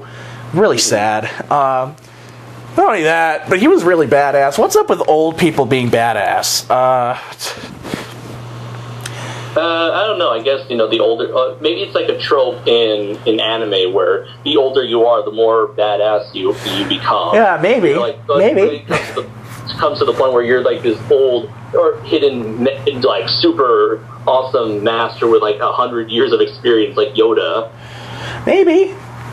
Maybe. Jesus, it's just so awesome. I mean, he's the one in the helicopter with the sniper rifle that he shoot. You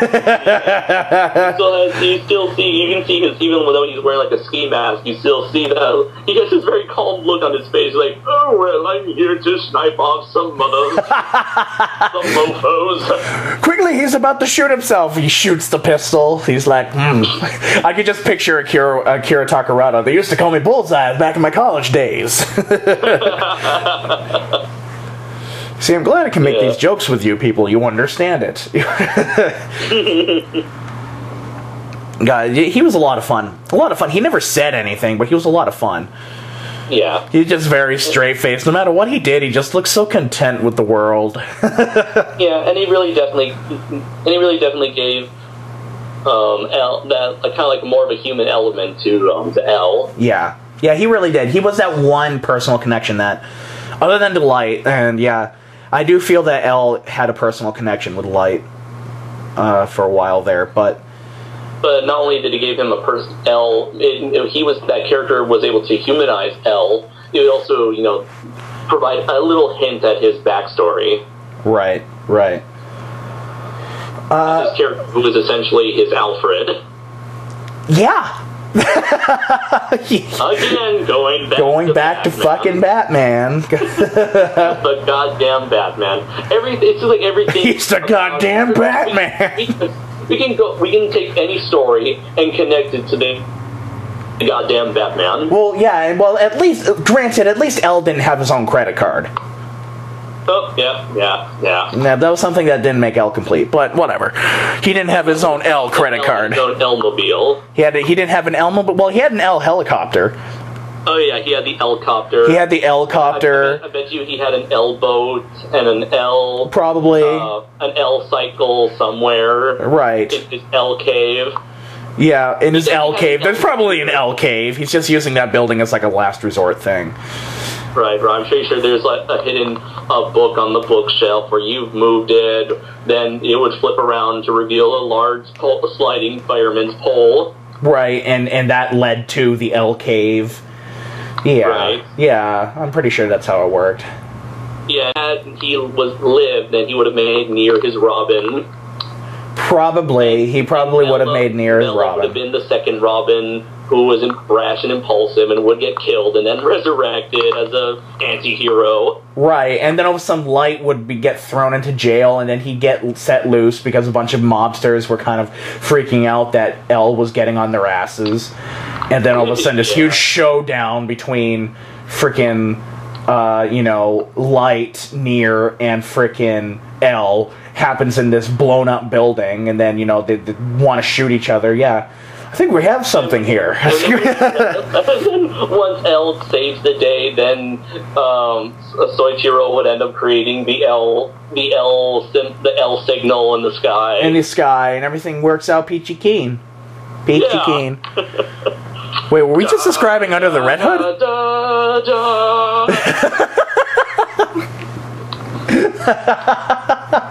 We should totally make our own fan script where we just completely replace all of the Batman characters with Death Note characters and see what happens. Yeah, I'm pretty sure the Death Note fan base would totally enjoy this. If not, then at least Bill and the Batman and the Bat community. They will at least admire what we've done. It was a worthy effort. They'll at least appreciate it. Right. And in continuity with the Zeke trilogy. It would be in continuity with the Zeke trilogy? I don't know how the fuck that happened, but it would work. Let's just say, while all that stuff was happening in Compound of Chaos and Lake of Death, this is going on. Meanwhile, in Japan... stuff happens. Oh my god.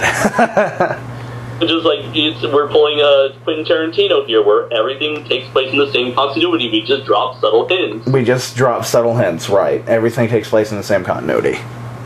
Yes. Okay, now that we got that out of the way,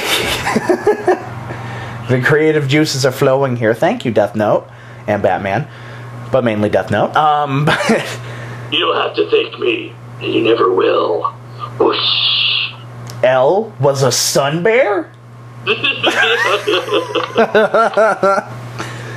Okay. And Lolly, it is the Sun Bear, rated PG-13. Great, now we brought South Park into this. Fucking great. Great. Anyways, let's talk about the Death Gods. Let's talk about Rem first, because I want to save Ryuk for last. Okay. I fucking love... Rem's character was really good. I don't like how Rem in the English version was dubbed as a male, apparently. While in the Japanese version, it's clearly a female. I always thought that it was more of a very a deeper voiced woman. At least that's how I saw it. I didn't get it. I heard a male. While in the original Japanese language, it's clearly a girl. Which certainly doesn't look all that feminine. Well, considering the fact that Ryuk doesn't exactly look like a male either. They look like fucking death gods, but whatever. Yeah, they look like horrific creatures from Tim Burton's nightmares. They make Tim Burton scared. Let's just put it that way. And if you can make Tim Burton scared, that's a pretty scary thought. That's a pretty scary thought, but these guys did it. I don't know how, but... No, I really like Rem. She's just way too nice to be a death god. Yeah. She's just way too fucking nice. She's just a character who just wants, just wants everything. She doesn't want to bother anyone. She's just more of a curious person, really. Well, yeah, and the only person that she really gets involved with is Misa. She legitimately loves Misa. I don't really know how to explain the relationship other than the fact that she loves Misa. And do you think it's more like a motherly sort of way? That's what I think. That's what I sort think. Of way, or some other sort of way? I think it was a motherly. Because okay. remember, Misa doesn't have a mother anymore, so... Oh, yeah, it would make sense. And I thought that Rem really made Misa a more interesting character, really. Yeah, she was the one thing to Misa that I liked, was the fact... And it wasn't even Misa, it was Rem. Rem was the thing that made Misa worth watching. Yeah, and without Rem, Misa then just evolved into becoming a pawn, just like pawn. Yeah, in all reality. Again, I just think she was way too nice, and the fact that it is really tragic when she dies. Yeah, and you can tell it was all totally the moment she finds out what this was all about, she's like, God damn it, Light. You thought of all this from the very beginning, didn't you? Yep. Which makes me hate Light even more. Light was responsible for killing L, for killing Soichiro, for killing Rem, pretty much all the characters that you love. Every fucking character that I wound up falling in love with, he killed. He fucking killed. What the fuck? It's even worse than the people that write Game of Thrones. It was pretty interesting how they brought up, it wasn't introduced, the concept wasn't introduced with Rem, but with that other death god. I'm not sure how to pronounce it. Oh, I forgot. Gelis or Gelis. Yeah, the one that... The little tiny Frankenstein-looking one. Yeah. Where if you extend a person's life, that death god would die.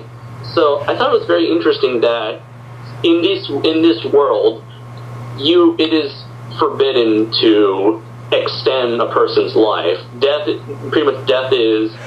a constant. Constant. It's something that you can never fully eliminate.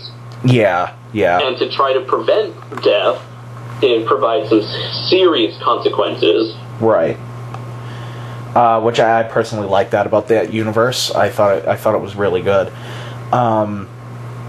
Which only made the world incredibly more interesting, and the fact that they never introduced this supposed the king of the death gods is kind of very ominous in a way. Yeah, it left it up to the imagination, which I loved.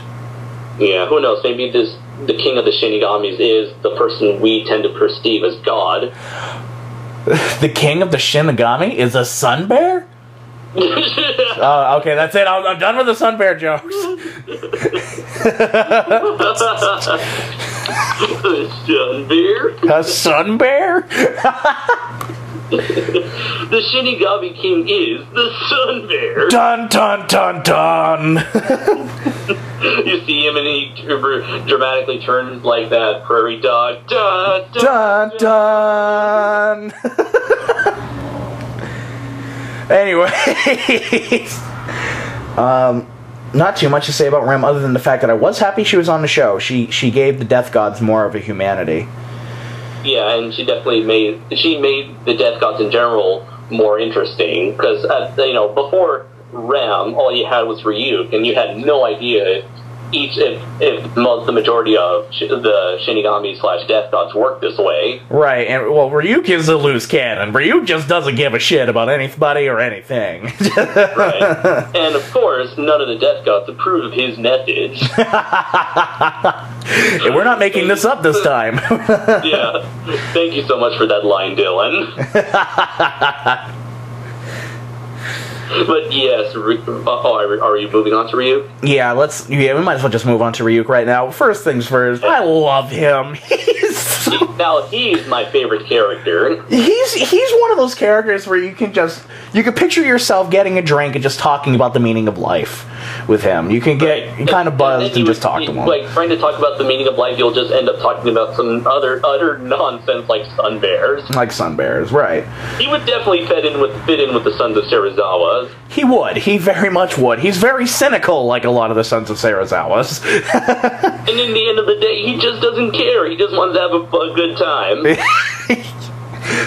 I love the reason. I love why this entire freaking show happens because Ryuk was bored.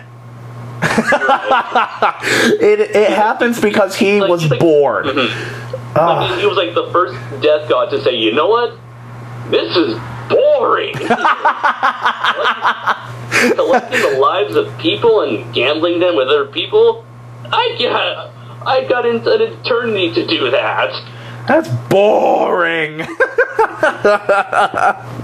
You know what? Screw it. I'm just gonna drop it in the middle of the human world and see what happens. That's exactly what he does. He's just like, I'm just gonna drop it. That's the opening of the freaking show, and I'm like, okay. And I love how I like how at the very beginning he straight up tells like, I'm not on your side, nor am I on L's side. I'm just here for the ride, and I'm just gonna, I'm gonna help you whenever it appeases me. I'm gonna help you when it appeases me, and I'm just gonna sit here eating my apples. Yes. Which I just find it so funny that he's addicted to apples. They're so juicy and sweet. and it goes back to that whole thing where every character needs to have some sort of little quirk about them. Yeah. This show has an obsession with people eating stuff. Yeah, maybe there's some sort of hidden context that we're just not seeing. Yeah, there probably is. There really probably is.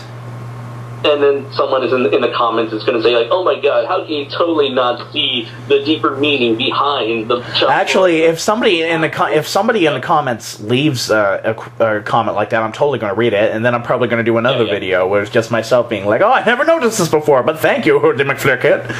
Or like, oh, I totally knew this. I was just testing you people. I was just pulling an L.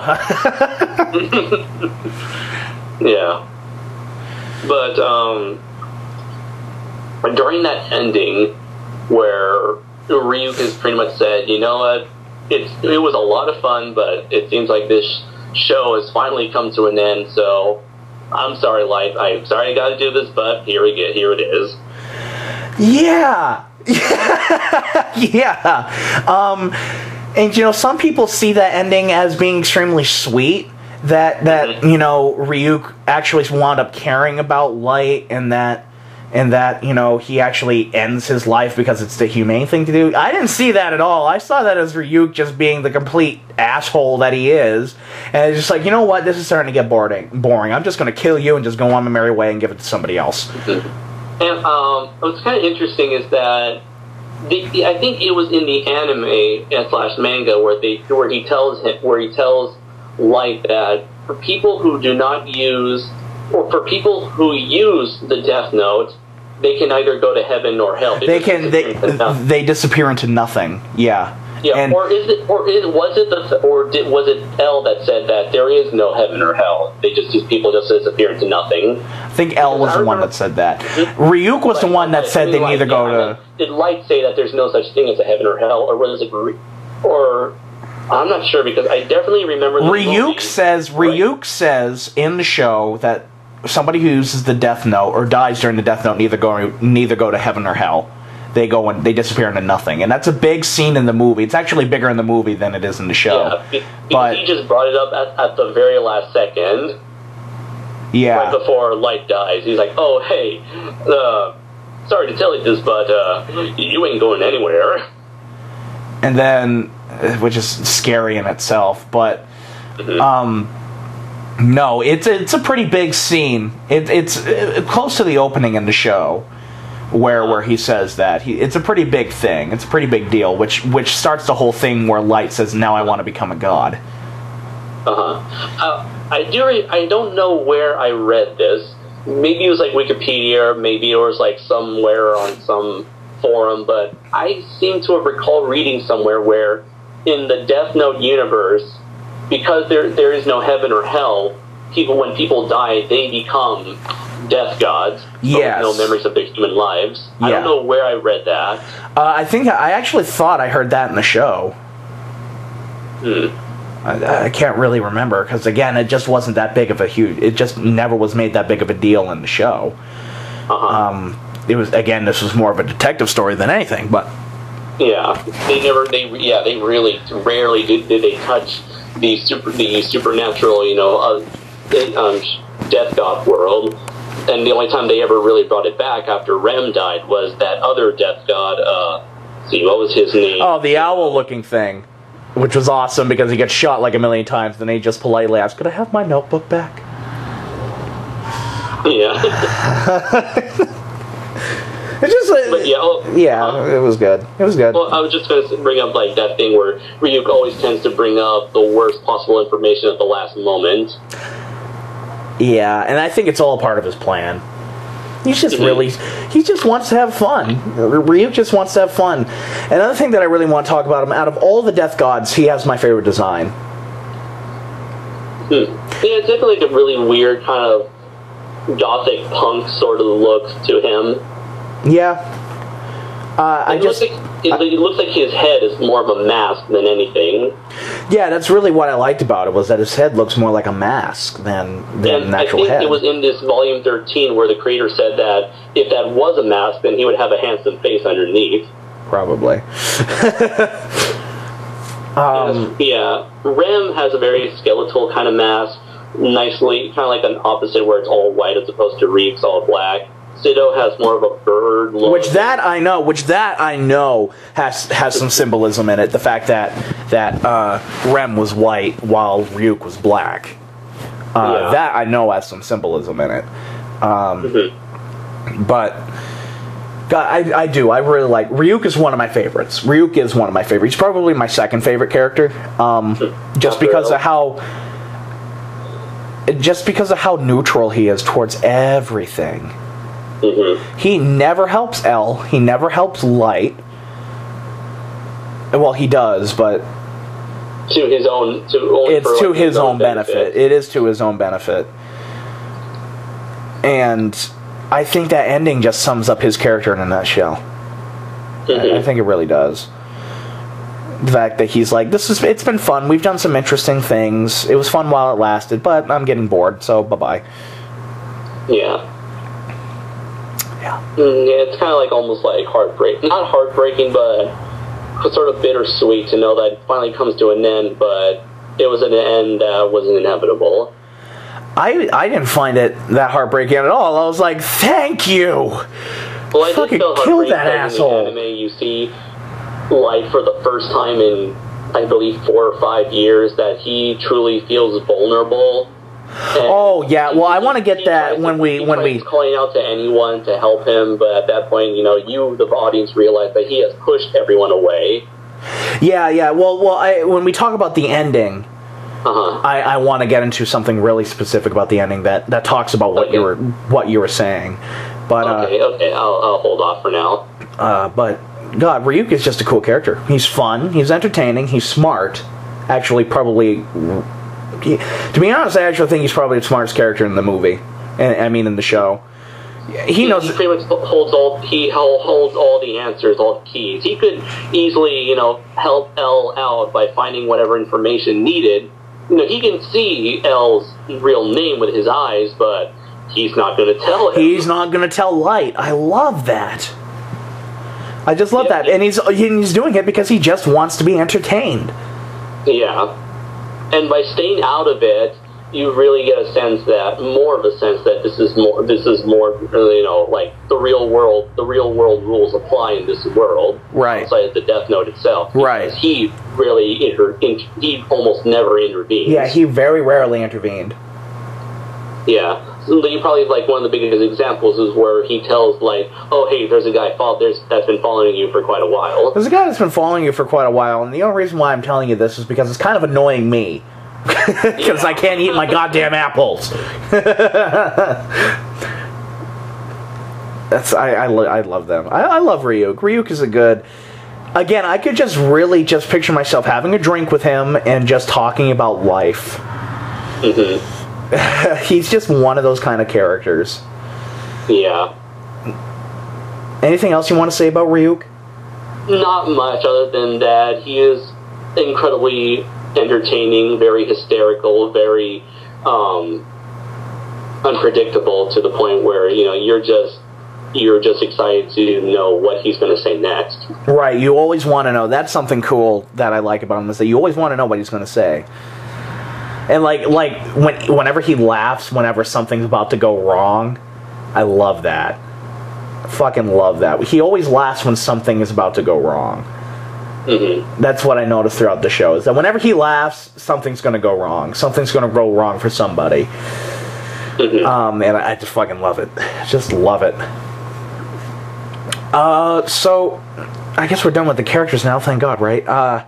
So, what was your favorite part? Because in the show, there's 3 parts. There's part 1, part 2, and part 3. Which one was overall your favorite?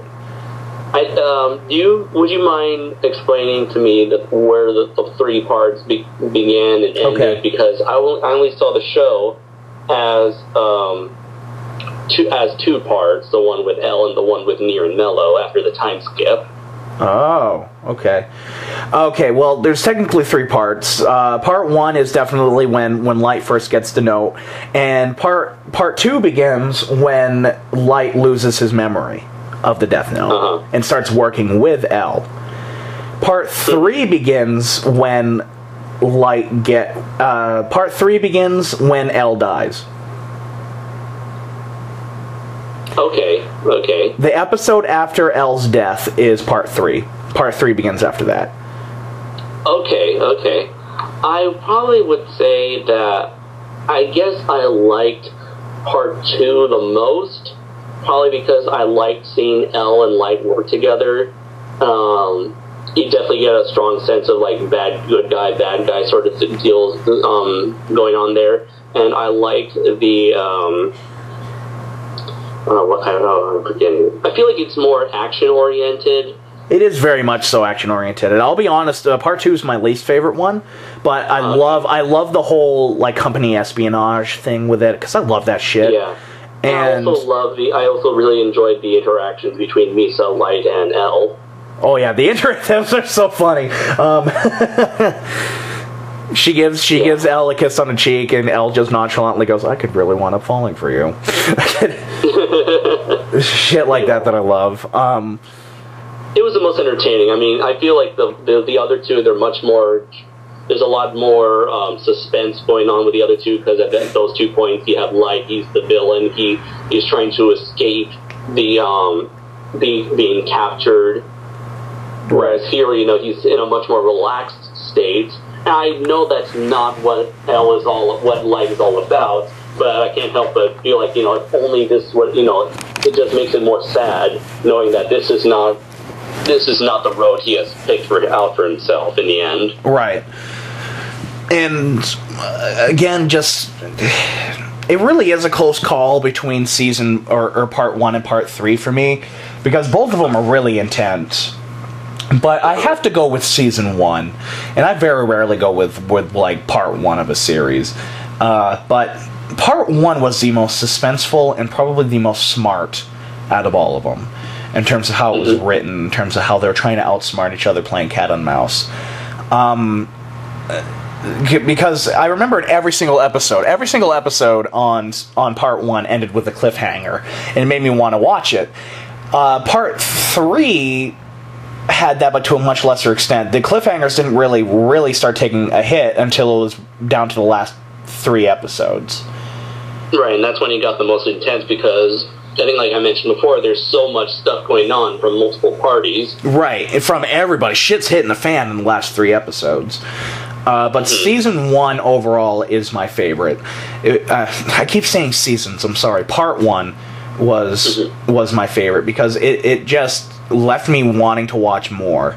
It really was what makes a series a good series, for me anyways.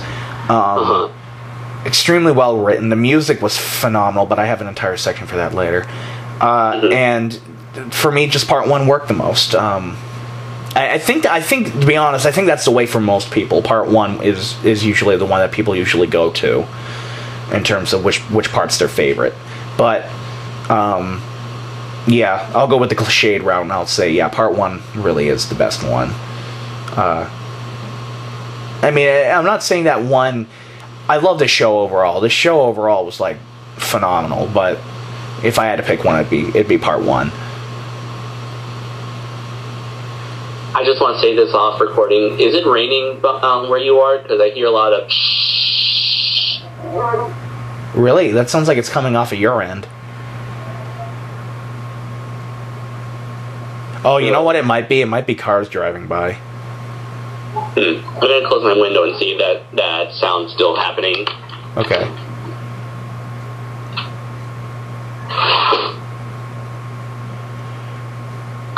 Okay. No, I still hear a little bit of that sound, but I closed my window and it's like completely silent in here. Okay. Hold on. I'm going to shut... Oh, it could be my fan. Yeah, it's my fan. Well, I just noticed it, like, this last minute. Yeah, hold on. I'm going to shut off my fan.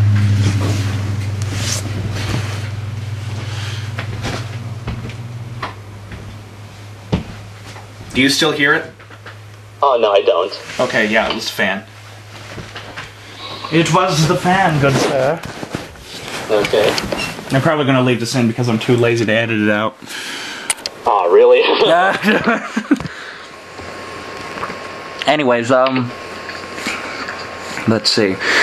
Where were we? Oh yeah, the next part. If you had to pick a favorite episode, I don't know if you can do this, but I can most certainly pick my favorite episode. But if you had to pick a favorite episode, which one would it be? Let's see, favorite episode. It would as much as, like, I know I said that I liked the second part of the story. However, I really enjoyed probably the last, like you mentioned, the last 3 episodes, only because it got so...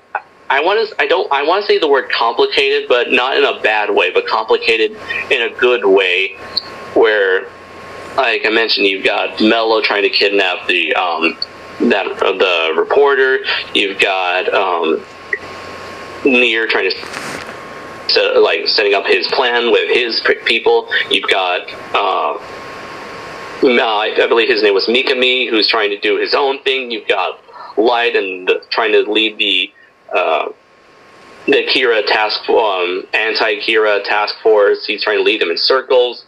And you've got, like, you had Kira, he has, or Light, he has his, like, ultimate plan to set in motion. Then you've got Nier, who has his ultimate plan set in motion. And you're just like, what is going to happen when these two it's like a multiple, not a car crash, but more like a train crash. It feels like those last 3 episodes are just like these bullet trains are all on like a collision course, and you just want to know, what's going to happen. Right, and they all come full circle at the ending. And I do really love the last 3 episodes, but for me, I'm going to pick the episode where I really fell in love with the show, and that is episode 11, which is when Kira basically holds the TV station hostage, and then Light's father bursts through with a van. That was the episode that I really loved, because then there's this scene where L finally gets control over the police, and he has everybody wear the masks, and he gives the father cover because they all block the entrances, and so that Kira can't see it, and his music is just playing. It's just really a really powerful moment. And to me, it speaks to how I feel about Kira's methods in a nutshell, because then after that, the episode ends with a newscaster speaking over live in Tokyo, and he goes, "The police are standing up to Kira. We should be doing the same. This is extremely risky for me to say this, but I'm going to say it anyways." And he says his name, and he says, "And I'm against Kira." Over live television, and that's how the episode ends. I fucking loved that episode. That episode was really good. That was the episode that made me say I'm going to want to keep watching the show, and I'm really going to like the show no matter what it does. So it's a really selfish reason why I picked episode 11, but if I was to pick one in terms of story-wise, in terms of everything, it would probably be the final episode or the last 3 episodes, because they really run all together. Because maybe if I were to, those are the most well-written ones, anyways. I feel like had I gone back and rewatched the show from beginning to end, maybe I would have come up with a better a choice other than copying out with the last 3 episodes. But it's like, when you watch a show, when you have a show as good as Death Note, you really want to end with a bang. And I feel like it really delivered. It really did deliver. I personally felt... a lot of people complain about the ending, but I personally felt like it delivered excellently. I personally love the ending. Yeah. In the end, as much as Light really wants to control people, in the end, you can never really control the human error. Right. And I guess with that's a great segue. Let's talk about that ending. I just want to bring this up before I forget it. It really is the scene where you see Light at his lowest, literally, because in his head he's screaming, "Where's Misa?" And then he screams, "Where's his ex-girlfriend that he killed?" And he's begging for them to come back to basically hold him, to basically say it's going to be all right, when in fact it's not. And to me, it just really showed me how pathetic Light had gotten towards the end, where he was just getting rid of people for no reasons at all. And he felt like he was on top of the world when, in the end, the world ends up toppling over him. The world ends up toppling over him, and it makes him a really sad figure at the ending. Again, I hated his guts, but I couldn't help but be like, I felt bad for him, which, again, that's just a testament to the writing. And it was really, to me, that ending was so well executed. Especially the ending of the second to last episode, going into the beginning of the 3rd episode. I was cheering when Light was outsmarted by Nier. I was just like, yes! I was legitly cheering. I was like, continue. I'm gonna finish with, I was like, about time this fucking bastard got what he deserved. Well, I did know, like you mentioned, I did mention how at the very beginning it was a game. It was a game of cat and mouse where each other is trying to find out who the other person is and who's going to be the first person to screw up, who's going to make the first mistake. And here it turned out to be on Light's end, due to Mikami bringing out the notebook when it wasn't necessary. Right. And fucking damn it, I love that ending. And I know we've talked about it before, but I love the fact that it's Matsuda who fucking shoots Light. I thought that was perfect. I thought that was a perfect decision. That easily could have been somebody else, but they went with Matsuda. I thought that was perfect. Yeah. And he was the most emotional character of the group, and it makes sense that he would be the one to just burst out in rage over how he has been led around by the very person he's been trying to capture for like the last 5 years. Right, he's been lied to this whole time. Yeah. Mm-hmm. And then also I love how Mikami, I said, wait, was that his assistant's name, Mikami? The black-haired person, right? Mikami, how he kills himself. Some people say he's killed himself because he wants to be with Kira when he dies. He wants to be with Light. You know what? To be honest, I didn't see that because there's this one close-up on the anime where it's just him completely falling apart, Mikami. And I think it was because he saw Kira panicking. He saw Light panicking. He was like, oh my god, he's not God. He's not. He's not a god. He's just a normal human being. And because he's so ashamed of himself, he winds up, of course, committing seppuku, and he stabs himself in the chest, blood everywhere. Oh my god, awesome. Although some people have said that he was like trying to create a diversion for Light to escape, but no, I see it the way you did, where he's just like, you know, what have I done with my life? Yeah, I think Light just saw that as an opportunity to escape. Yeah. And I love the symbolism when Light is running away or trying to run away, and he just remembers his old self and wishes how much it could have just it's kind of like you have that old self coming back to him. His humanity returns only like at the worst possible moment. At the worst fucking time. And he thinks he remembers back to that very first episode where he used to be the innocent Light with so much potential to do good in the world. Yeah, and he turned out to do nothing but evil. Yeah. Yeah.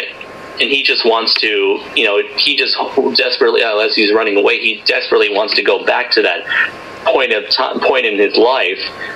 But, you know, of course, it's too late to go back. And, of course, again, I just want to keep because it's my favorite moment in the ending is when Light is begging for Misa, and he's begging for his other girlfriend there. Mm-hmm. And even at some kind of junction, his father, just to basically hold him. Mm-hmm. And to me, it was... Mm-hmm. It's the one time in the show where you see him basically in the fetal position. You basically see him for who he really is, and it just really shows that he wasn't a bad person, especially when he starts realizing his humanity. You realize that he had become a bad person, but just how much he's regretting it now. Do you think he during those last moments of his life, do you think he became aware of all the bad things he's done, or do you think that he still thinks he's in the right till the very end? He still thinks that his actions were correct at the very end, but he's just desperate and forgot about the people he sacrificed. When he's dead, I think it really comes full circle when he starts begging for Misa and his ex-girlfriend there. I think that's when he suddenly realizes that everything I've done is wrong. I really do. This is me as an optimistic kind of view on that ending. But yeah. I never thought much about it until now, but yeah, I'm also an optimist like you, and yeah, I would like to think that. Yeah, and then I fucking love the end credits are actually part of the show. If you watch it, yeah, those credits are not in the manga at all. Instead, you just see this large funeral-like march where you have all of Kira's followers just doing this little pilgrimage with candles, because they are aware that you know Kira's not around anymore. Yeah, you see, that's not in the show. The show ends with basically Light's lying down. Yeah, Light's basically lying down after Ryuk wrote his name, and he's not dead yet. He's waiting. The credits take place over 40 seconds, which I thought was genius. Yeah. And it's basically him recollecting on his past life, and the last thing he thinks of is L. Yeah. L is the last person he thinks of, and I'm just like, that is so perfect. Because if you really look at it, Light was L's only friend, and if you really even look at it deeper, L was Light's only friend. You know? And I just thought it was that much more tragic when you saw L's figure. You don't even see his face, but you know it's L. Right. It's almost like if it was like his ghost just like looking down on him. Right. And it was really, to me, it's a perfect ending. To me, I felt like this ending was perfect. I just thought it brought a lot of things full circle. There were still some open ends that needed to be answered, but I was like, whatever, those weren't even very essential. And they were few and far between. I just thought that all the big stuff that we all 100% wanted to get answered got answered. I loved watching Light getting his ass kicked, but then at the same time I also felt really, really bad for him at the ending. Yeah, because again, it's like it brings up the fact that this is more of a tragic story about this one character who had so much potential. And I love how the first lines of the show open with the first lines of the show are Ryuk's, and the last lines of the show are Ryuk's. Like this entire time, it's been his story. Yeah, or at least he has been the one the one recording the story or retelling the story. Right. And really fucking good ending. And I think the symbolism with Light dying on the stairs, I think, is an extremely good. I'll say this to talk about the movie for a second. I prefer the ending to this on the show more than I do the movies. Despite the fact that in the movies, Light is much more of a sympathetic character at the endings, but I personally prefer this ending because it had a lot more symbolism in it.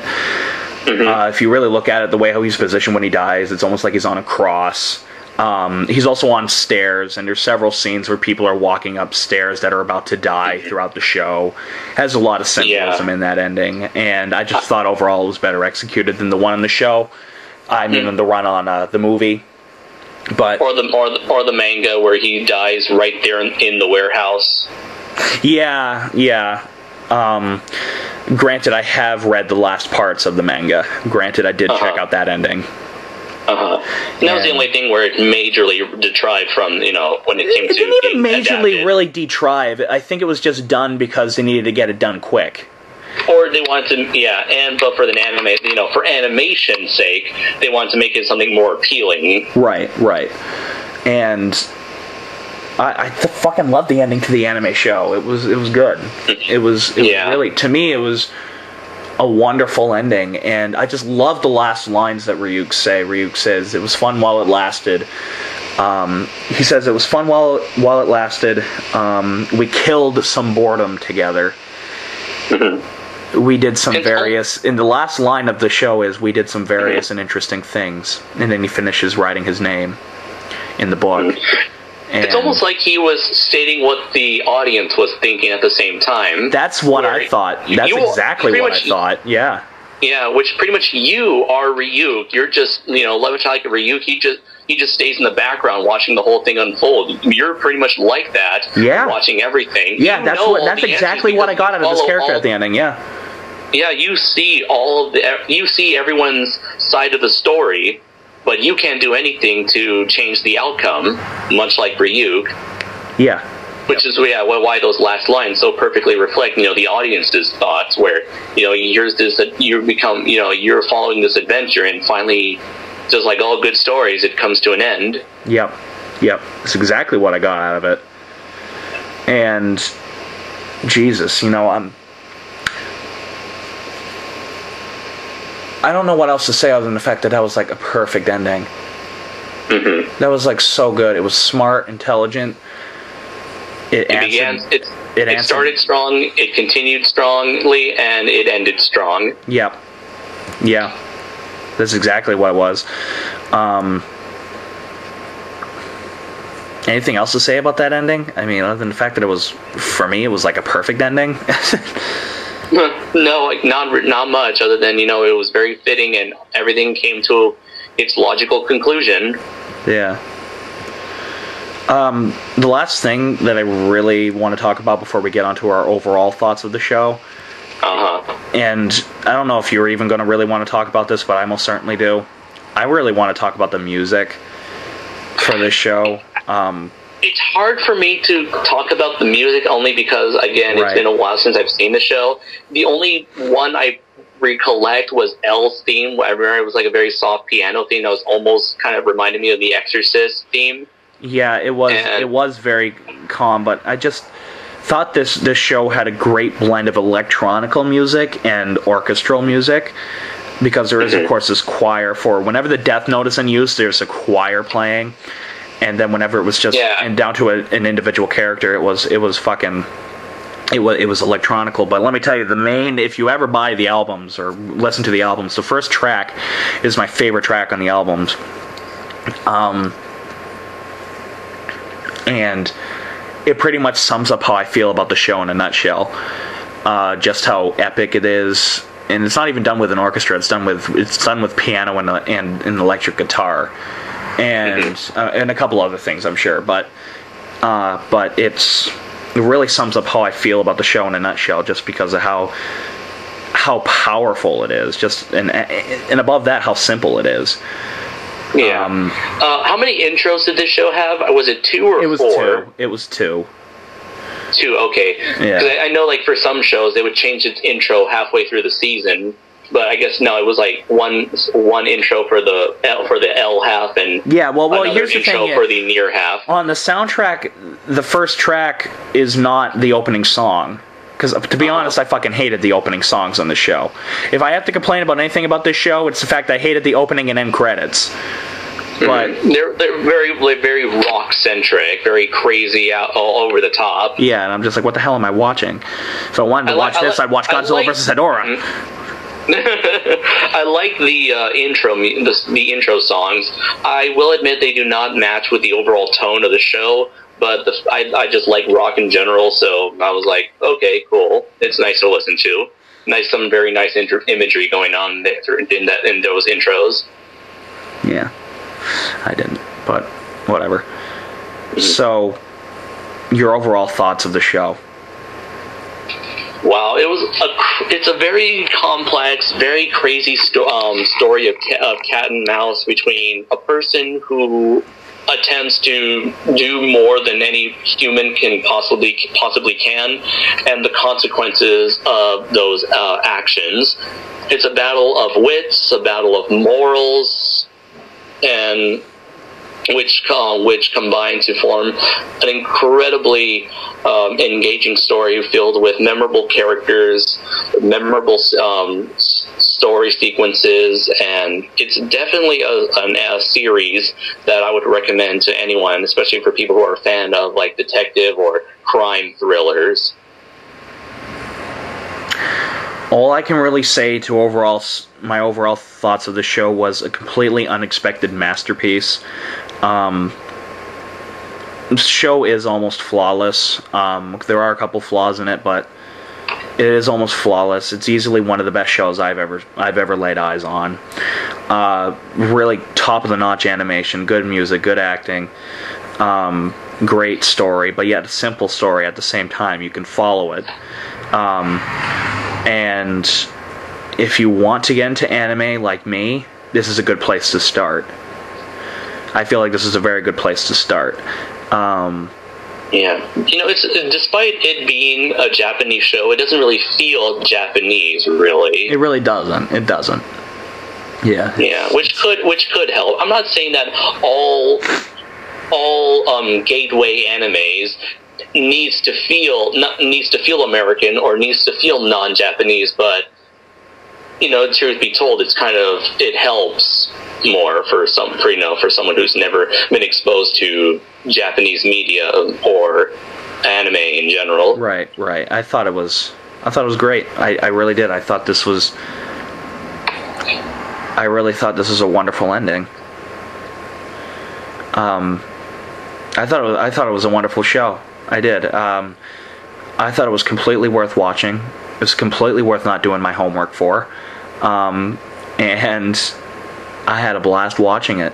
It was intense, fun, sad. It had everything I want in a series, and it succeeded at all of them, in my opinion. So, with that said, what would you give the show? Easily 5 out of 5. Yeah, I'd easily give it a 4 out of 4. An absolutely beautiful show. Absolutely beautiful show. A wonderful show. Okay, so, with that said, there, I finally got to talk about Death Note. At least it's not sun bears. At least it's not sun bears. Correct. At least it's not sun bears. All right. So, anything you want to whore yourself out with, Andres? No. Well, nothing other than, well, you know, I would appreciate it if you guys checked out my channel, especially if you're into Japanese monster movies. I provide reviews of certain monster movies, as well as theatrically released films, along with my buddy Pete. And I've done a few collaborations with members of the Sons of Serizawa, such as my recent reviews with the certain Godzilla comics with Dylan. And be sure to check out my upcoming retrospective with Dylan, aka Super DM64, on all of the Godzilla video games, from Godzilla Destroy All Monsters Melee to Godzilla Unleashed. How shitty they are. Oh, sorry. But I have nothing really. Make sure you check out Compound of Chaos. Compound of Chaos is looking at a release sometime in mid-November. It's going to be huge. You guys are going to love it. Please support us. Like us on Facebook. Join the Toho Nation. A lot of fun. We're the Toho Kaiju Union, except better. And, you know, stay tuned for more videos. Thank you guys for listening to this however long video. I don't know how long this video has been, but it's been pretty fucking long. And if you guys have any complaints or anything you disagree with, go ahead, feel free to leave a comment. I love debate. You know, just hit the like button, hit the subscribe button, subscribe to this dick here, KaijuNoir, subscribe to him, he's cool. Oh wait, I'm sorry. This cool cat, from that's more like it. For way out west, and, you know, stay tuned for more videos and the Sons of Serizawa podcast on Zazbar's channel. So this is Adam Noyce. And check out Gorzard Presents on Gorzard's channel, and check out Kaiju Spotlight on Super DM64's channel. And welcome to Kaiju Spotlight on Super DM64. Alright. Anyways, so this is Adam Noyce saying sayonara. And this is KaijuNoir saying, until next time, everybody, take care.